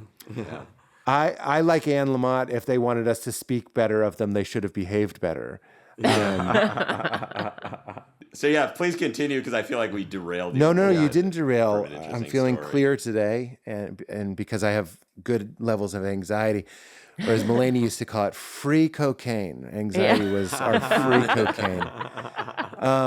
I know with what he's going through, that might not be in the best taste, but this was 20 years ago. Again, nobody's listening. It's okay. Okay, I just don't want people to think I'm making fun of his addiction. He did say that to me, and I still think of it. No, it's a nice Okay, my pitch was that she doesn't like Jason and she likes Pete. And honestly, in that case, I'm a little self-serving. You know what I mean? It's when people write movies about their life and they have them say what they wish they had said or whatever. Yeah. Right. And Judge has had a very interesting, he would always turn the screw just not even 10 degrees, but it was always an important 10 degrees. And he said, or your mom didn't like your set and she liked Jason because at least Jason had something to say. And I was like, okay, that's not what would happen. My mom would have said, Petey, sweetie, you're the gift of this place. You're the light of this place. Those other people were just awful. I'm so sorry you have to be here, but at least, my precious boy, you're so talented. And she would have hugged me. Was your mother Zsa Zsa Gabor? Yes. Yes. In a sparkly dress with a little too low of a V-neck. But I thought that was right on, because entertainment so often comes down to surprise. And now that I know that, like, you would have seen my mom being like, you're a good boy coming. You disagree? You were right. No, you were right. I was right? Emotionally, it's so much more satisfying for someone struggling to finally get their mother to say... You're in every writer's room I'm in from now on. You have my blessing. Then this fucking guy who's an ancillary character you don't care about, it's totally unrealistic anyone's mom would go for that. So as an audience, you're not going to feel it. Whereas, like, I was almost welling up when you were telling me about your mom dragging herself to this filthy fucking neighborhood and telling you, hey, I haven't seen it to this point, and now I'm fucking tearing up. You have something. Yeah. That's fucking real emotion that everyone wants to hear that. No one wants to watch something and see their mom like some other guy. That's fucking absurd.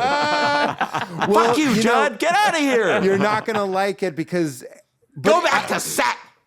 You're not allowed in here. I always would pitch these moments... Okay, so season 2 opens, season 1 ends where Pete and Allie break up. And that is the relationship that I don't ultimately think works for them, but it's the right relationship for them now. And Pete is now back from the road. He has longer hair because he was just road mode, like an assassin. He has a dumb cool guy jacket that he thinks he can pull off because he's been the king of Iowa City. And he goes up at the cellar... and he eats shit. He realizes that he has what we call too much road on him. You're not interesting anymore. And he does badly. And that is 100% the story that I pitched and I wrote and I liked it. And we all wrote, but that was my desire. Right. But I had it that Allie, so Pete's getting kicked in the balls the entire episode. And Goldie, I know you're going to love this because I know your heart now. But at least his girlfriend, his ex-girlfriend, who secretly, they still secretly love each other. I don't know if it's romantic, but they care about each other.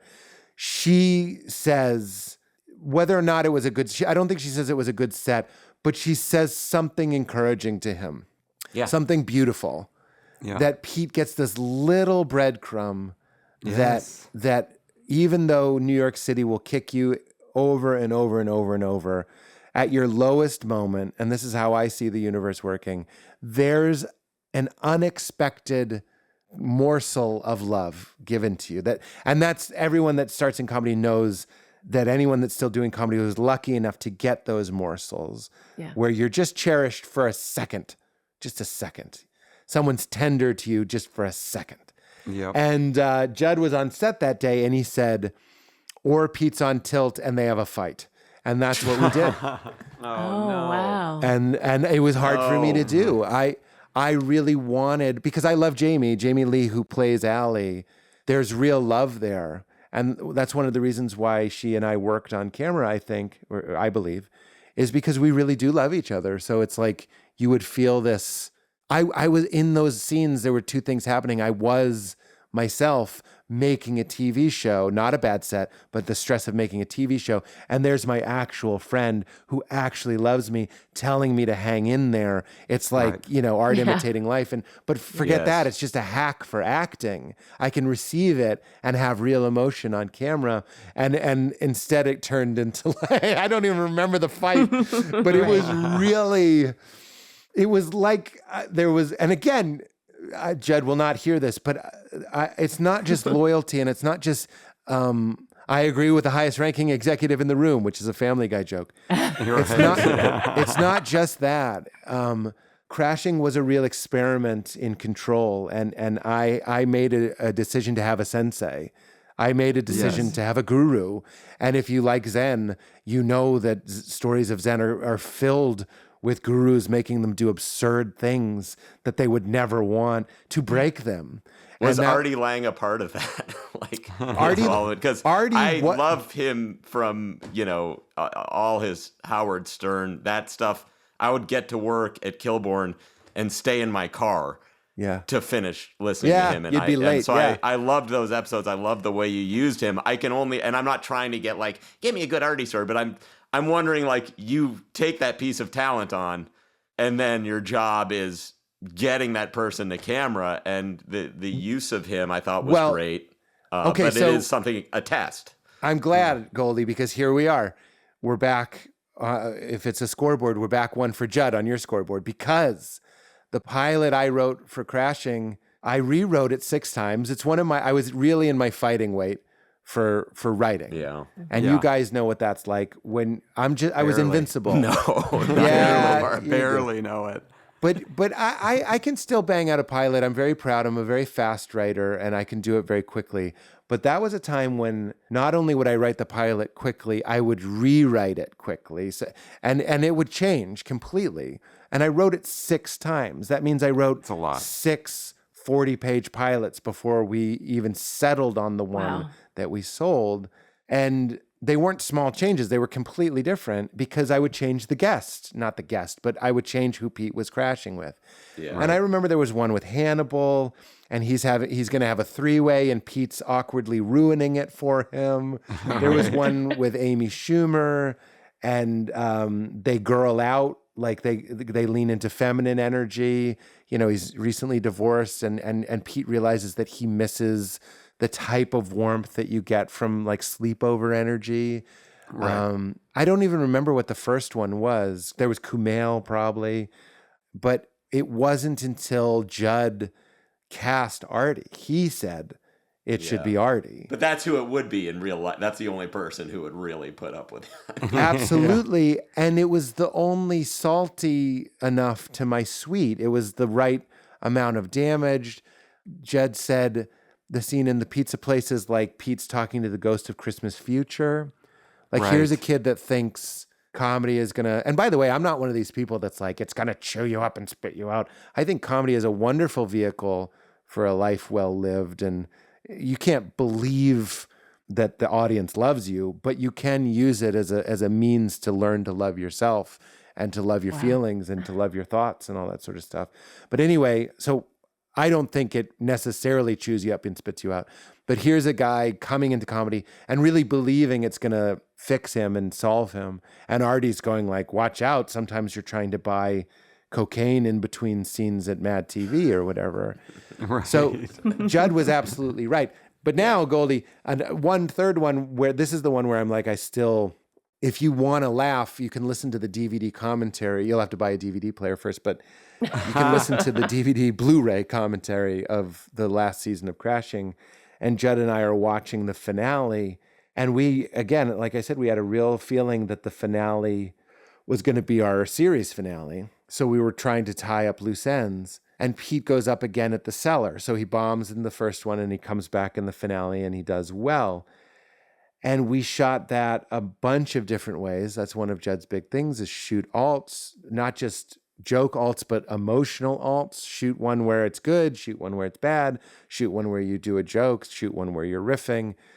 And we did a take. Guys, I'm a little, I have that French, there's got to be a word in French for it, where I'm sad and it sort of feels like a cut. Yeah. It's a regret d'esprit. The regret d'esprit. I don't know. Yeah. It might be just nostalgia. I get that from Mad Men. We all love Mad Men, where he goes, it comes from a word that means a wound, the memory of a wound. I'm emotional remembering it. But and it's also a little bit of an ego trip, though, because I riffed it. So it's hard to separate that. And that's what you need a good EP for, a co-creator for, is he can see it objectively. But I still think it would have been better with this. Pete goes up, and obviously he's religious the whole time.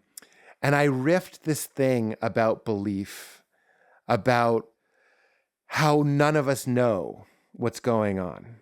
And how I love this already. I know. And how I miss the me that had answers.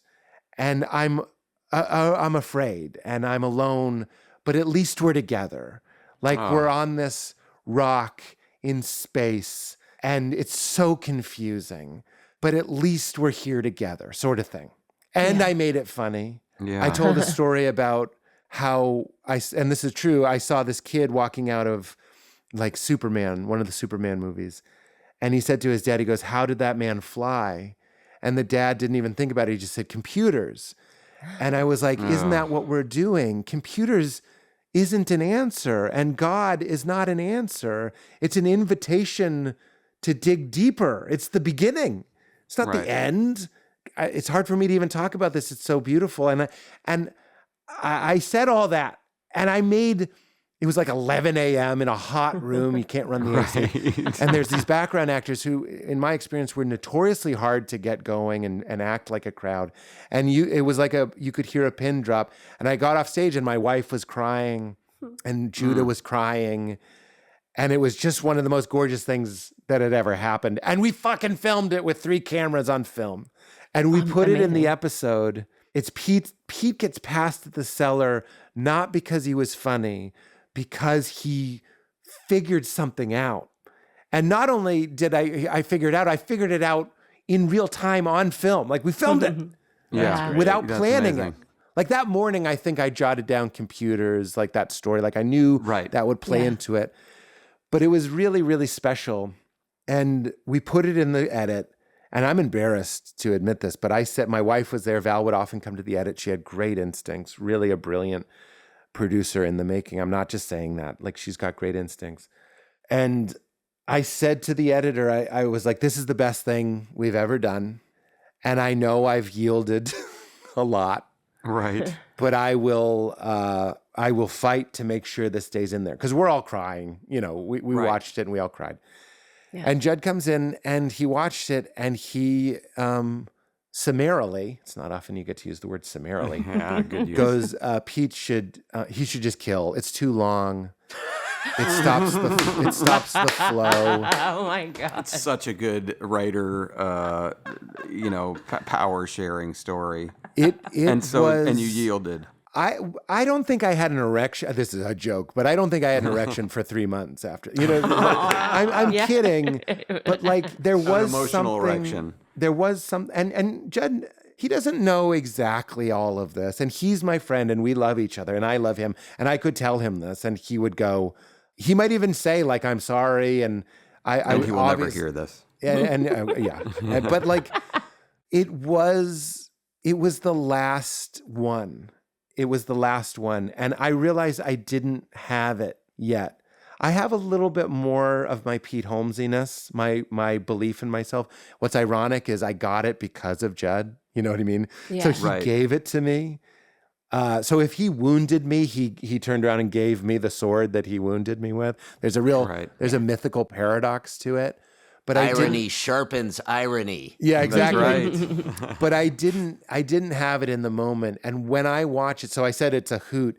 You can hear me fighting back emotion and probably nausea when I maybe even child of, alcoholic sort of good boy mentioned that Judd wanted a different ending. And I might have even been like, and this does work. And it does. Yeah. It just, and the reason Judd gave me was it's too evolved. He said it was too long and it broke the flow, and no one wants to see that. You got to keep moving. A lot of his notes were because you have to keep moving. But he also said it's too evolved. Pete, there's nowhere for him to go. If he says that, and he was thinking of season 4, there's nowhere for Pete to evolve to. He's reached his mini enlightenment and he will no longer need to grow. But if we had both known that it was the last episode, maybe I could have said, but it's the last episode. It's done. Right. Let Pete finish. Yeah. Right. I could not That's such a sweet disagree story. with him more. I would say just make sure the lens caps aren't on the cameraman and get the fuck out of here. Because the way he could grow is you just come back and it's like, fuck, I was wrong that night. Like you just go. That's a moment. I thought I had it solved and it squirmed out under my heel again. I'm And- sure Yes. there are great stories Season- of times when someone Yeah. someone did finally imagine if I did say like I haven't done this in 4 years, so you have to understand how much this means to me. I didn't grow up in a family of fighting like that. If it's fight, flight, It's freeze, hard. it was freeze. Yeah, but by the way, for season 4, just while we're pitching on it, because I think in the moment, if you say no, Judd, season 4 now, Pete is suddenly, as we begin the season, he's known now to other comics as like, hey, this is the comic who figured it out, and then Pete goes through season 4 thinking like, I may have figured it out for a moment, but I'm a fraud. Like everybody's coming to look to me for like this enlightened new guy who figured it out. And it's like, I did for a fleeting moment. Well, and it's now like I'm Mad just the Men, same Pete. where Yeah. Don, I'm hugely influenced by Mad Men. In fact, if you ever watched Crashing with Me, I could point out when I'm doing John Hamm Yeah. because I learned or just ripped some of his faces and stuff and other actors. But yeah, when Don Draper says to Roger Sterling, "What happened to your enlightenment?" and he goes, "It wore off." Yeah. As someone who's had absolute 100%, I'm not saying this to brag, although let's be honest, of course my ego loves this. So yes, it's bragging. Let's not be false. But I've had absolute moments of what you'd call unitive consciousness. And then, a few months later, I can't find the keys and I'm mad. Yeah. Or back in your old. I have a Tesla now and there's a dash cam and I'm always like, man, I don't want the footage released. Or honestly, to be real, hackers don't waste your time, because I just decidedly was like, stop doing that. Because in my old car, I would just be like, fuck you, like just like that's where the demons Totally. came out. And now I'm like, hello, Elon. Hello. Good to be here. Say hello to your kids for me. They keep growing by the day.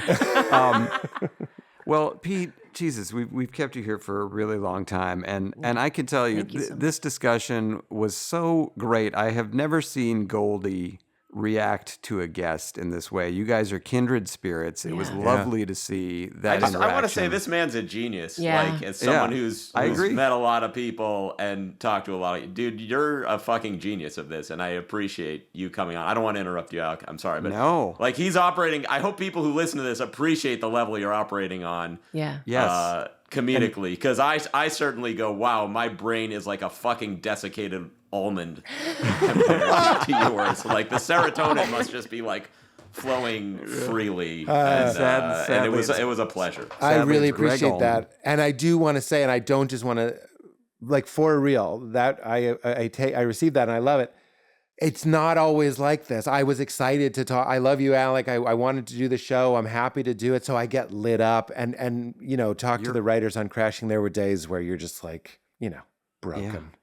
Of course. So Shiny Pete is great or whatever. But we're all a bunch of different versions of ourselves. And I'm glad this one showed up today because I like him the best too. Yeah. Well, we love him. Just before Yes. you get too high, you're never gonna please Alec, and he's sort of a Mr. Ripley, and it's all part of a bigger scam. You know what is a career goal? Look at his glasses. Did he used to wear those glasses? No. Who's been wearing these glasses? Oh, Been yeah, like this look at you for guys. 10, 15 years. Oh, me. And then now, slowly. These are from Slowly. CVS. CVS readers, Oh my friend. God. I'm not That's copying. even cool. Okay. CVS chic. I'm going to say two things. Yeah. One, please. I've always wanted to be somebody on Family. This is fake. Don't take it as a real task. On Family Guy who is made fun of, but then it's their real voice. Like I think Andy Dick has done that and stuff. But they're Yes. like, I haven't been this full of myself since Pete Holmes stayed at home and watched his own special or something. And it's me, but it's like really me laughing. Yeah. I always look in the credits to see if it's That them. And I'm always like, good for them. You know what I mean? Yes. Yes. I Says a always lot think about that's them. cool. We had people who were particularly well known for that. So we made fun of Carrie Elways in a cutaway where Peter reads a fan letter that he wrote to Carrie Elways, and one of the lines was like, "Dear Carrie Elways, I know you're a Hollywood actor. I have a question. Are you still famous?" And then it kind of just shit on him a little bit. Carrie Elways came in to the Family Guy writers' room the next week, having written his own return letter to Peter, and he read it for all the writers. And we've since used him as like half a dozen parts on the show. Oh Like, my he was gosh, how great. wonderful. So you make fun Yeah. of yourself on Family Guy. You're in. Well, I also Googled it recently because I'm chasing Seth, but I'm not asking for help. I'm in touch with his folks, and because I'm enjoying the Orville so much, I was trying to get him on.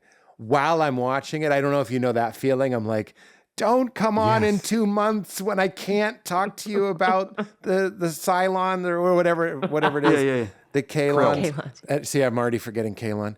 But I had a Family Guy cutaway pitch where it's like the delicious way they fingerprint you in Candyland.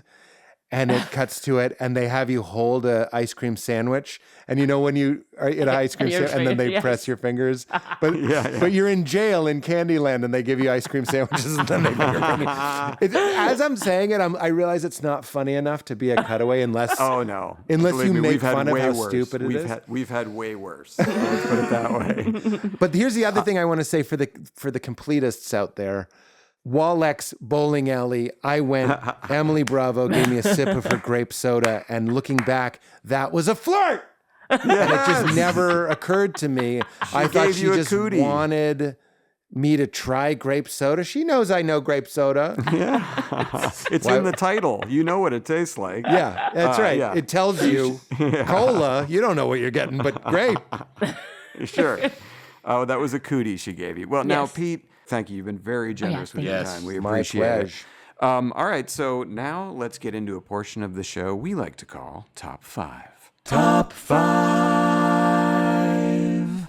Pete, that's us singing, by the way. If you can believe it, really Of course it is. Like on that thing you do where it's them clapping. Yes, I love that scene. Of course. That's and Chris Isaac, right, plays the producer who's like doing it all for them. Oh, Chris Oscar Isaac? This is worse than Chris Oscar Isaac. There Sorry. you go. Family Guy mind. Never stops. All right, so JC, tell us the category again, because this was yours. Yes, so it's top 5 swear words or phrases. Okay. Yes. Oh, Now- man. I have a good one. Oh, great. Okay, so Pete, do you want to go first, or do you just kind of want to hear some and I just and want get to weigh engagement? in on yours. Okay, yeah, Can I do that? That's great. But here's Please. what I'm going to offer before you even influence me at all. Yeah. Okay. That my number one, that no one else says, it's part of why I like it, is shit on a dick. I really think if shit on a dick was a catchphrase on Breaking Bad or something, people would be would all over the place. find the pleasure of shit on a dick. It's just so good. But I'm also a mammoth lover, and I wish cocksucker wasn't kind of misogynistic and homophobic at the same time, because you can't beat the K sound, cocksucker, especially in a Boston Fucking accent. cocksucker. Fucking Well, cocksucker. let's not start bagging on misogynistic and homophobic before we get to our list, sir. I know. We may be crossing both bridges. Yeah. All right, JC, do you want to start? Do you want to go last? Who I don't wants want to go last. Maybe Goldie will go last since it's his next week. He's going to do the Can I top 5. can I say something else, Alec? Sure. I would argue that fuck you is both misogynistic and homophobic. You know why? Why? Real quick. We in this country, we don't respect things that get fucked. So when I say fuck you, I'm actually saying you are the receiver. You receive me. You're the deer that I eat, but you're also the thing that I You're fuck. a bottom. And it's very like dismissive. It's like Yes. I fuck, and the emphasis is on what does the fucking. And when you say, like Lenny Bruce beat us to this, but like there's something about we don't like things that receive or make space for things physically, but also just emotionally. Like we find it very weak to be like, how many of your relatives in Boston go, oh, and how did that make you feel? Like as if it's a joke that you would receive me, that you would let me fuck you with my feelings. Like That's such a great point, and I love that your Boston accent requires you sticking your tongue through your teeth. a lot Like, of Conan fuck always you, says, boy. my Peter, it's your father speaking. He always says, is your father Peter Griffin? He always says that. That's great. So Sorry. he is aware of the show. All right, so I'll get us started off here, and I'll just start with a real, honoring my Jewish heritage here. I'm going to say number 5, schmuck. It's kind of just it's a good one. It's serviceable. It's a good McDonald's on the side of the highway when you're hungry. Schmuck. Yes, schmuck. Number 4, great phrase. Jesus fucking Christ. Yes. I say that all the time. And Pete, I know you're, you've had your own relationship with religion. Jesus fucking Christ just kind of, it expresses such a state of dismay that I find myself in. As often. Garrison Keillor says, it filled a blank in my vocabulary. And when I allowed myself to say it, I also would add to it just, Jesus is just so different from shit or fuck or, my I say goodness. that a lot. It's just, wow. Oh, Jesus. All right, Garrison Keillor, thank you for that. Was he the one who walked into the ocean? No, that was Spalding Gray. Sorry, I got those guys confused. All right, number 3. And here you referred to this word earlier, the hard C word, cunt. Cunt. It's like, and honestly, HBO did a lot with this word because Deadwood, they had the character Al Swearingen, who was the lead character. And he would often refer to the women who worked in the brothel there as loopy cunt, which I always thought was funny. It's like, you loopy cunt. And then Uncle Junior on The Sopranos, when something bad would happen, he'd say, sister's cunt. Which was also funny. My God. And there's also a terrible, again, watching things to be offended. In The Departed, Jack Nicholson said it was never hard for me to get. Right. That's a tough hard way one to say that. It's a hard one. It makes it sound like an item on the menu, which is Right. gross. We're all feeling that, Jack. Yeah. And that was a riff. I'm just kidding. And Judd wanted to take it out. He was right. Judd wanted to have Jack getting his chest hair waxed. Okay. Can you imagine? 2. He slowly turns into Christian Slater. Number 2 for me is dipshit. I love dipshits. Oh, that's good. That's a retro. Yeah. Yeah. I love just calling someone a dipshit is so great. dismissive. Fantastic. And number 1, it's serviceable. It gets you everywhere you want to be is fucking asshole. Okay. I think just I like it. and again, Pete, you referred to your Elon Musk listening device. Like I say fucking asshole on the road. The over under is 1.5 per times that I'm in the car. So that's my list. Nice. JC, why don't It's you a take it great away? list. Okay, so my number 5, it's not like this isn't a body shaming thing, but the term bitch tits. So it's like Have you been looking at believe photos that's your of me? number 5. number 5. How are we going to top bitch tit? I know it. I love. Wait, just because you say it's not a body shaming thing, does that just make it so? Yeah, it just looks like sometimes I say it like fucking bitch tits or that guy's got a good set of bitch tits or it's like, it's so. Okay, let's move on to number 4 is twat. It's like that guy's good a twat. across the pond. Twat is great. Yes. Also very British. Yes, This twat. I like Also, the term British twat. people watched Deadwood and thought it was a PG-13 show. They didn't even notice that it was bad. They were like, Mom, get in here. This cunt's saying cunt a lot. She's like, what the cunt are you saying? That's a Family Guy cutaway. That's good. Let's watch Swearingen Swearingen. It's like when they aired Deadwood in Great Britain and no one even thought it was dirty. Hey, Ma, get your... No, I won't even say it. I don't want audio of me saying that. Get your loopy cunt in here. Number 3 is, I guess I use this when you can't find a reason why somebody did something in particular. It's because they're a little bitch. Like, again, bitch. It's like because they're a little bitch. These are great. I think you're being very honest and little She bitch. is. She sure is. When you edit audio for a living and you have to listen to people all day, you must have the darkest thoughts. Little bitch is a do. knife Yes. in your boot that you forgot you had. And you're in a fight like- and you're on the ground and you're losing and then you go, you little bitch. Oh, no. I can cut this guy's ear off. Yes. Exactly. Wow. I say this one on a nightly basis because I play a lot of Call of Duty, and when I murder somebody, I call them a shit cunt. Get the fuck out of here, you shit cunt. So Yes. Yours are so hard edged. I they're love it. really This intense. is so extreme. I love it. And then my number 1, which is like, use this phrase responsibly. Because Wait, can I guess? You fucking sulkin. Shut up. God damn it. it's just Sorry. just fuck it. It's just the overall just fuck it. It's like Fuck it. yeah. I fuck took a it. test an ADD test. I wanted to see if I have ADD. I'm actually going back today.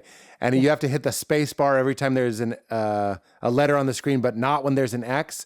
And I'm in a doctor's office, and I was just going, fuck my face, fuck you, fuck you, X, fuck it, over and over. Exactly. And the technician came in, his name's Parker, and he went, I hear it every day, every day. I've taken that test. I know that Yeah. test. People cursing the machine. I had to.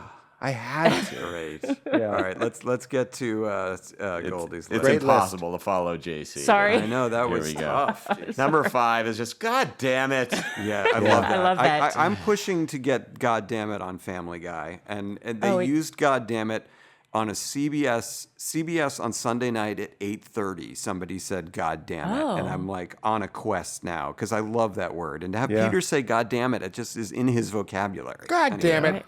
There it is. There it is. Yeah. When Seth retires, you got the part. There Yeah, he right. is. Maybe There Stewie. he is. Number 4, a great way to describe a lot of situations. This is a pig fuck. Yes. Also, the best moment in The Master. Excuse me. When he's interrupting Lancaster Dodd, and he goes, "You pig fuck." There's no curse.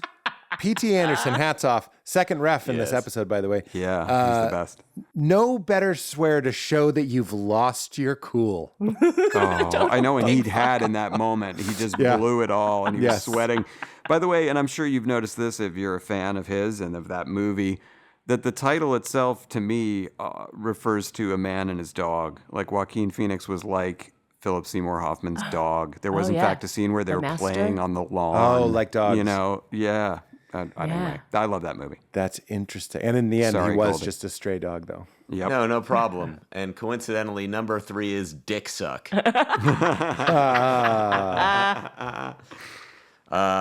Number 2, ass dick. Close Fucking to ass dick. shit on a dick, close to it. And number Yeah. 1 is which I say in my head all day, every day. You fucking fuck stick, fuck off. Fuck Yes. stick. Shawshank. Also, was when yeah? you just refer, the mean guard calls, Hey, fuck stick. he calls him fuck stick. Also, referring to a dick as a fuck stick is horrible. All of these are horrible.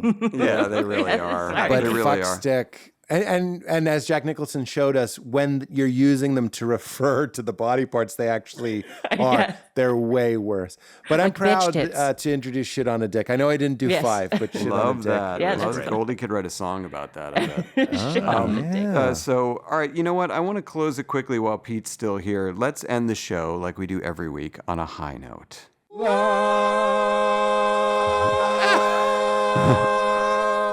That's Tom Gamble and Max Pross, legendary writers who sang that for us. We love you for doing it. Yes, and we Tom, do. I guess, will be with us next week, JC? Oh yeah. So Tom, he's had 2 successful movie meetings, and he wants to join us next week because he has some tips on pitching a movie idea. I love this. This is going to be a big joke, use and I some love it. tips. Tom Gamble's hilarious. So Goldie, today I want to just pass the baton to you for a high note because I think we're all feeling the same high note. And Yeah, I'd like to give you the opportunity to deliver. Well, for us to be joined by a guest of Pete's stature and caliber, and for them to deliver Yeah.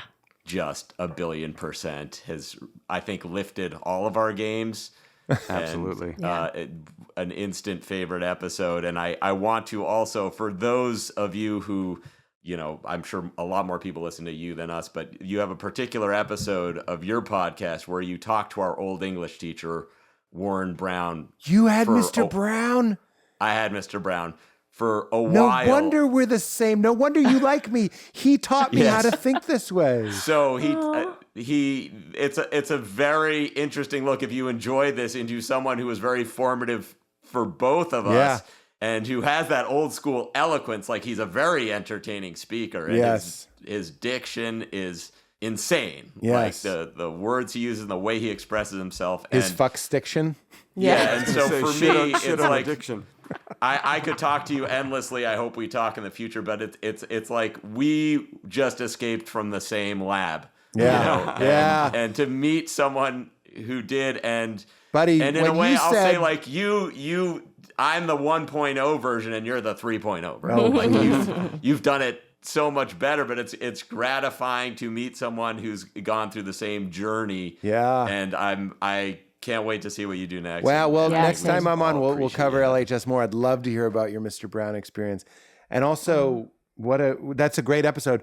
That is what I would like to plug. Is You Made It Weird. It's the most important thing for me, and I love it. And Awesome. just check It's it a out, great and maybe check out podcast. Mr. Brown, because you know why it's good to plug that one, because people would skip that one. You know what I mean? They'll listen to Adam Sandler, and Adam Sandler was a good guest, but it's like Mr. Brown is like, would you like to have your heart filled? Like, would you like to remember what it's like to be in awe of the world and remember that you can create art yourself? And it was like inspiring and sort of beautiful, if I may. So don't skip the small guests. Those are often the best ones. That's awesome. Pete Holmes, thank you so much for being here. You Made It Weird is the podcast. Mr. Brown. Goldie, what do you got for us next week for top 5? Top 5 best or favorite prescription or non-prescription drugs. Oh, that's dicey. That's dicey. I love it. Can we do 10? Yes. That's my first instinct. Wow. So not like, hallucinogens, that sort of thing. These are pharmaceutical. Well, you said okay. prescription or Or non-prescription. Right, He but means not over the illegal. counter. Oh. Yeah, not illegal. legal. I'm talking medicines. Okay. Hard to all beat right. a Ben Gay. I'm going to say it. There you go. Tiger Bomb. Tiger Bomb. Mr. Pete Holmes, thank you so much Thank for you. being so generous with your time, spending a great hour and a half with us. We loved talking to you. Listen to his podcast, You Made It Weird. He's been doing it for a long time. It's fantastic. And seek out that Mr. Brown episode. Or the Alex And, Elkin. that's like number even 3. older. Goldie will argue with you there. Don't just go right to Mr. Brown. Come on, I'll give it to you. I bet you were good. It was 10 years ago. You were at your peak. Yeah. and to think my dad thinks you don't like me. All right. So Hey, I love you, but God, do I love poking the bear. I'm flattered that you'd call me a bear. Let's put it that way. Pete Holmes, thank you for being here. Goldie, JC, thank you two for being awesome. Thank you all for listening, and we will talk to you again next week. Thanks. Next week. Typical, disgusting display. That was fun.